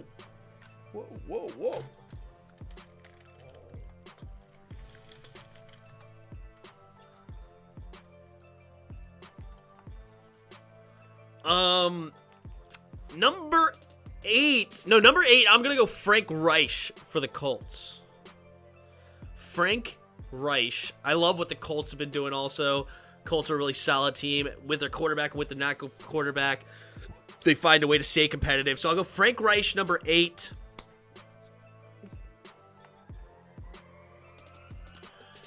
Frank Reich, number 8.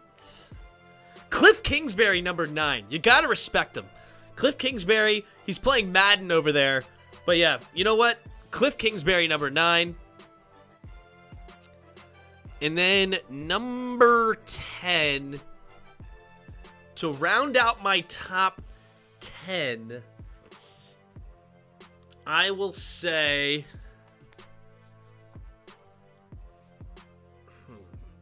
To round out the top 10. Uh-oh. Chase McLaughlin doing some fancy stuff here. Tips it up in the air, and the Steelers recover it. And the game is all but over. The Browns do have 2 timeouts. They could actually get one more chance at this.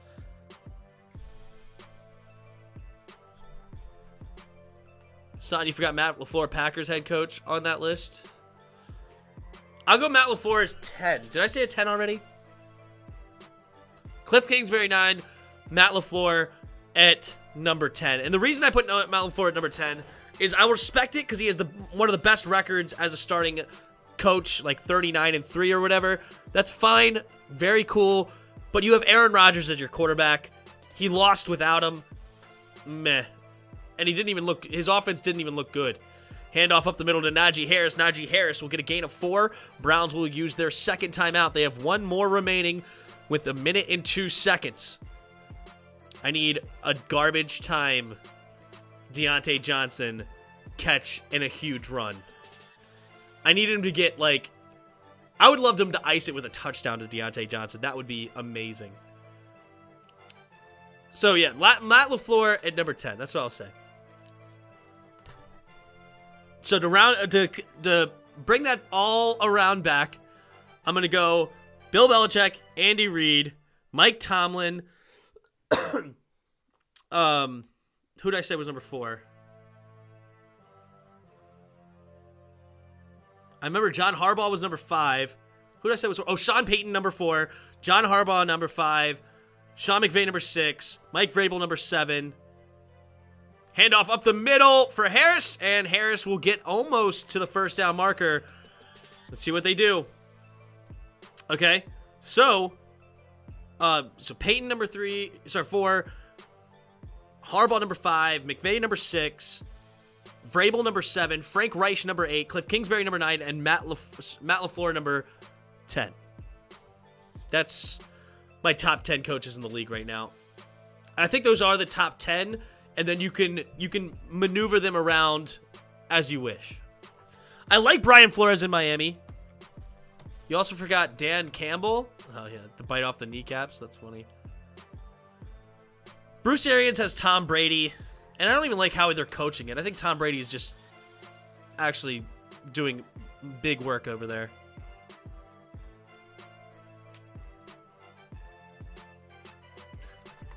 I think TJ Watt can get 102 sacks and they still give it to somebody else. All right, here we go. 3rd and 2. Takes the snap. Handoff up the middle for Harris. Harris slips a tackle. Hits the second level. And Harris is gone. For the races, the 5-10. Touchdown Steelers. And the Steelers win it for Big Ben. His final home game at Heinz Field, and he walks off the field for the final, well, maybe not for the final time. He may have to kneel it here soon. Mike Tomlin coming out, hugging his big man, and Big Ben going out on top.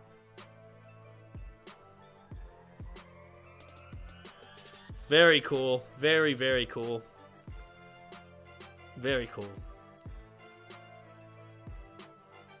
Bro, run TikTok live streams, a lot of sports fans on there, all at once if possible. TikTok live stream?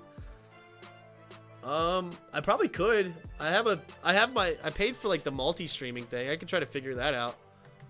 TikTok does have a lot of viewers on there, that's for sure. I don't know how that works all together, but I don't use TikTok personally. My wife loves it, but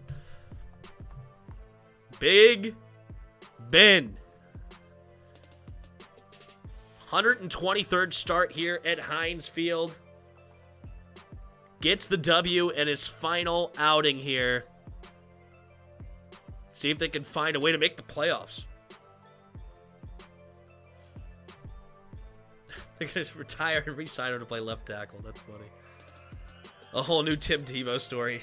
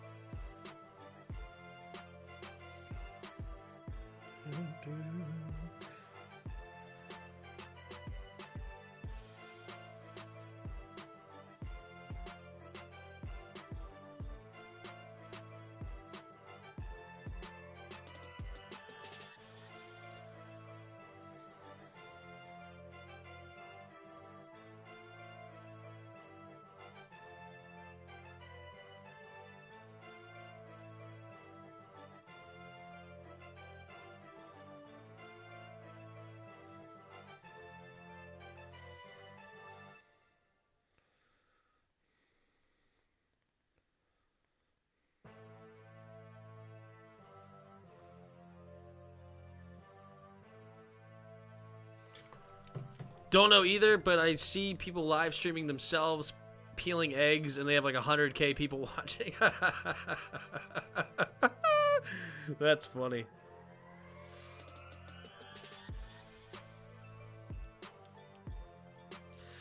Baker in the shotgun, takes the snap, looking to the left side, and caught by Hooper. And Hooper will get tackled inbounds at their own 27, and that should be all she wrote.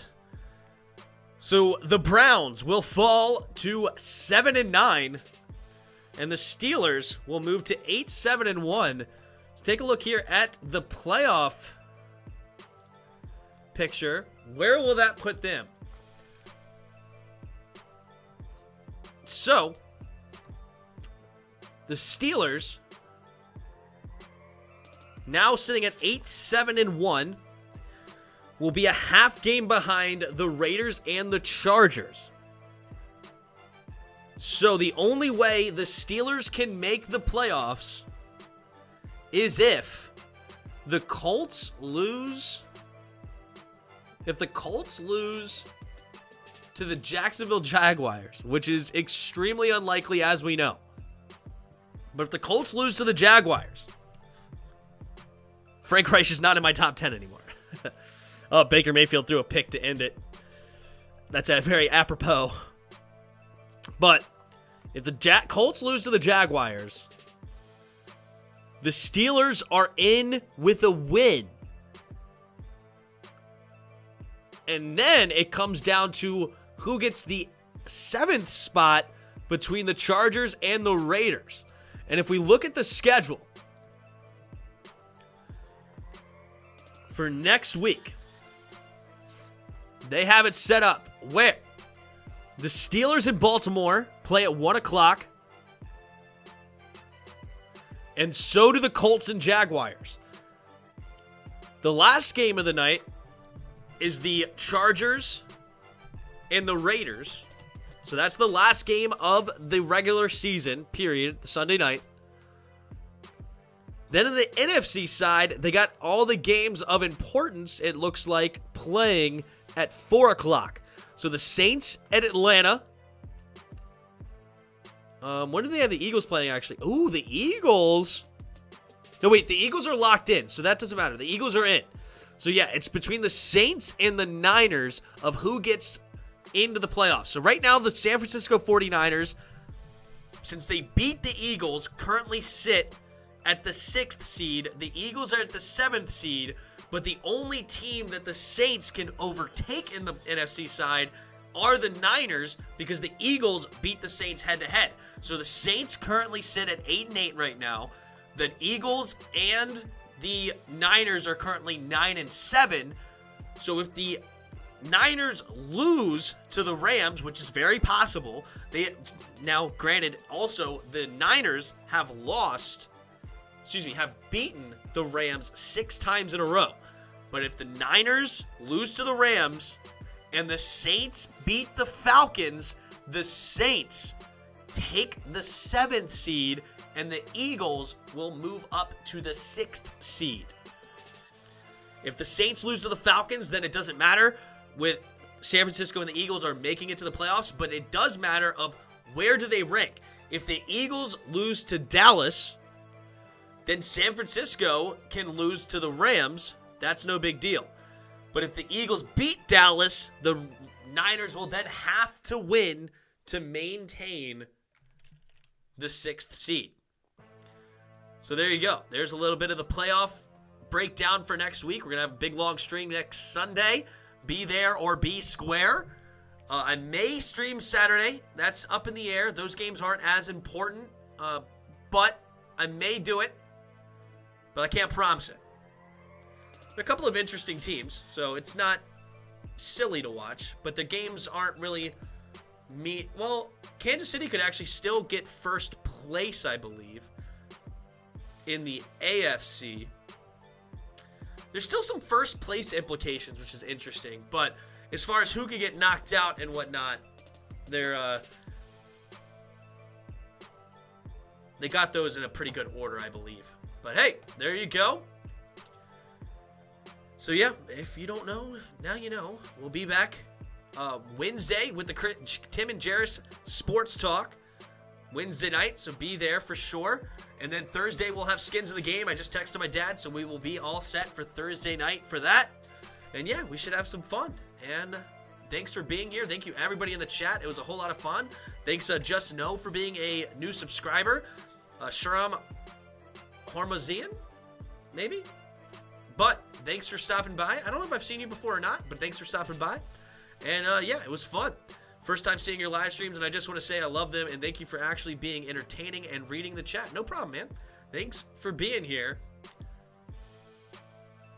Feels like an act of providence. I'm not sure what's going on. Yeah. Michael Strahan's record, defensive player. Oh, yeah, he's so close. He could beat it next week, and that would be only the 15th game. So he would beat Michael Strahan's record, and yes, and technically a longer season, but he would do it in less games if he were to do it. He's currently sitting at 20 and a half, and well, right now they're saying he's got 4 sacks tonight. I think he only got 3, but we'll see how the stat corrections, if they correct it or not. But he is really on the heels either way. He's either 1 or 2 behind the record, and it should be fun. Spoiled, where my $5 at? Where are your $5? I don't know what we bet $5 on. We'll have to talk about that later. But thank you guys all for being here, and until next time.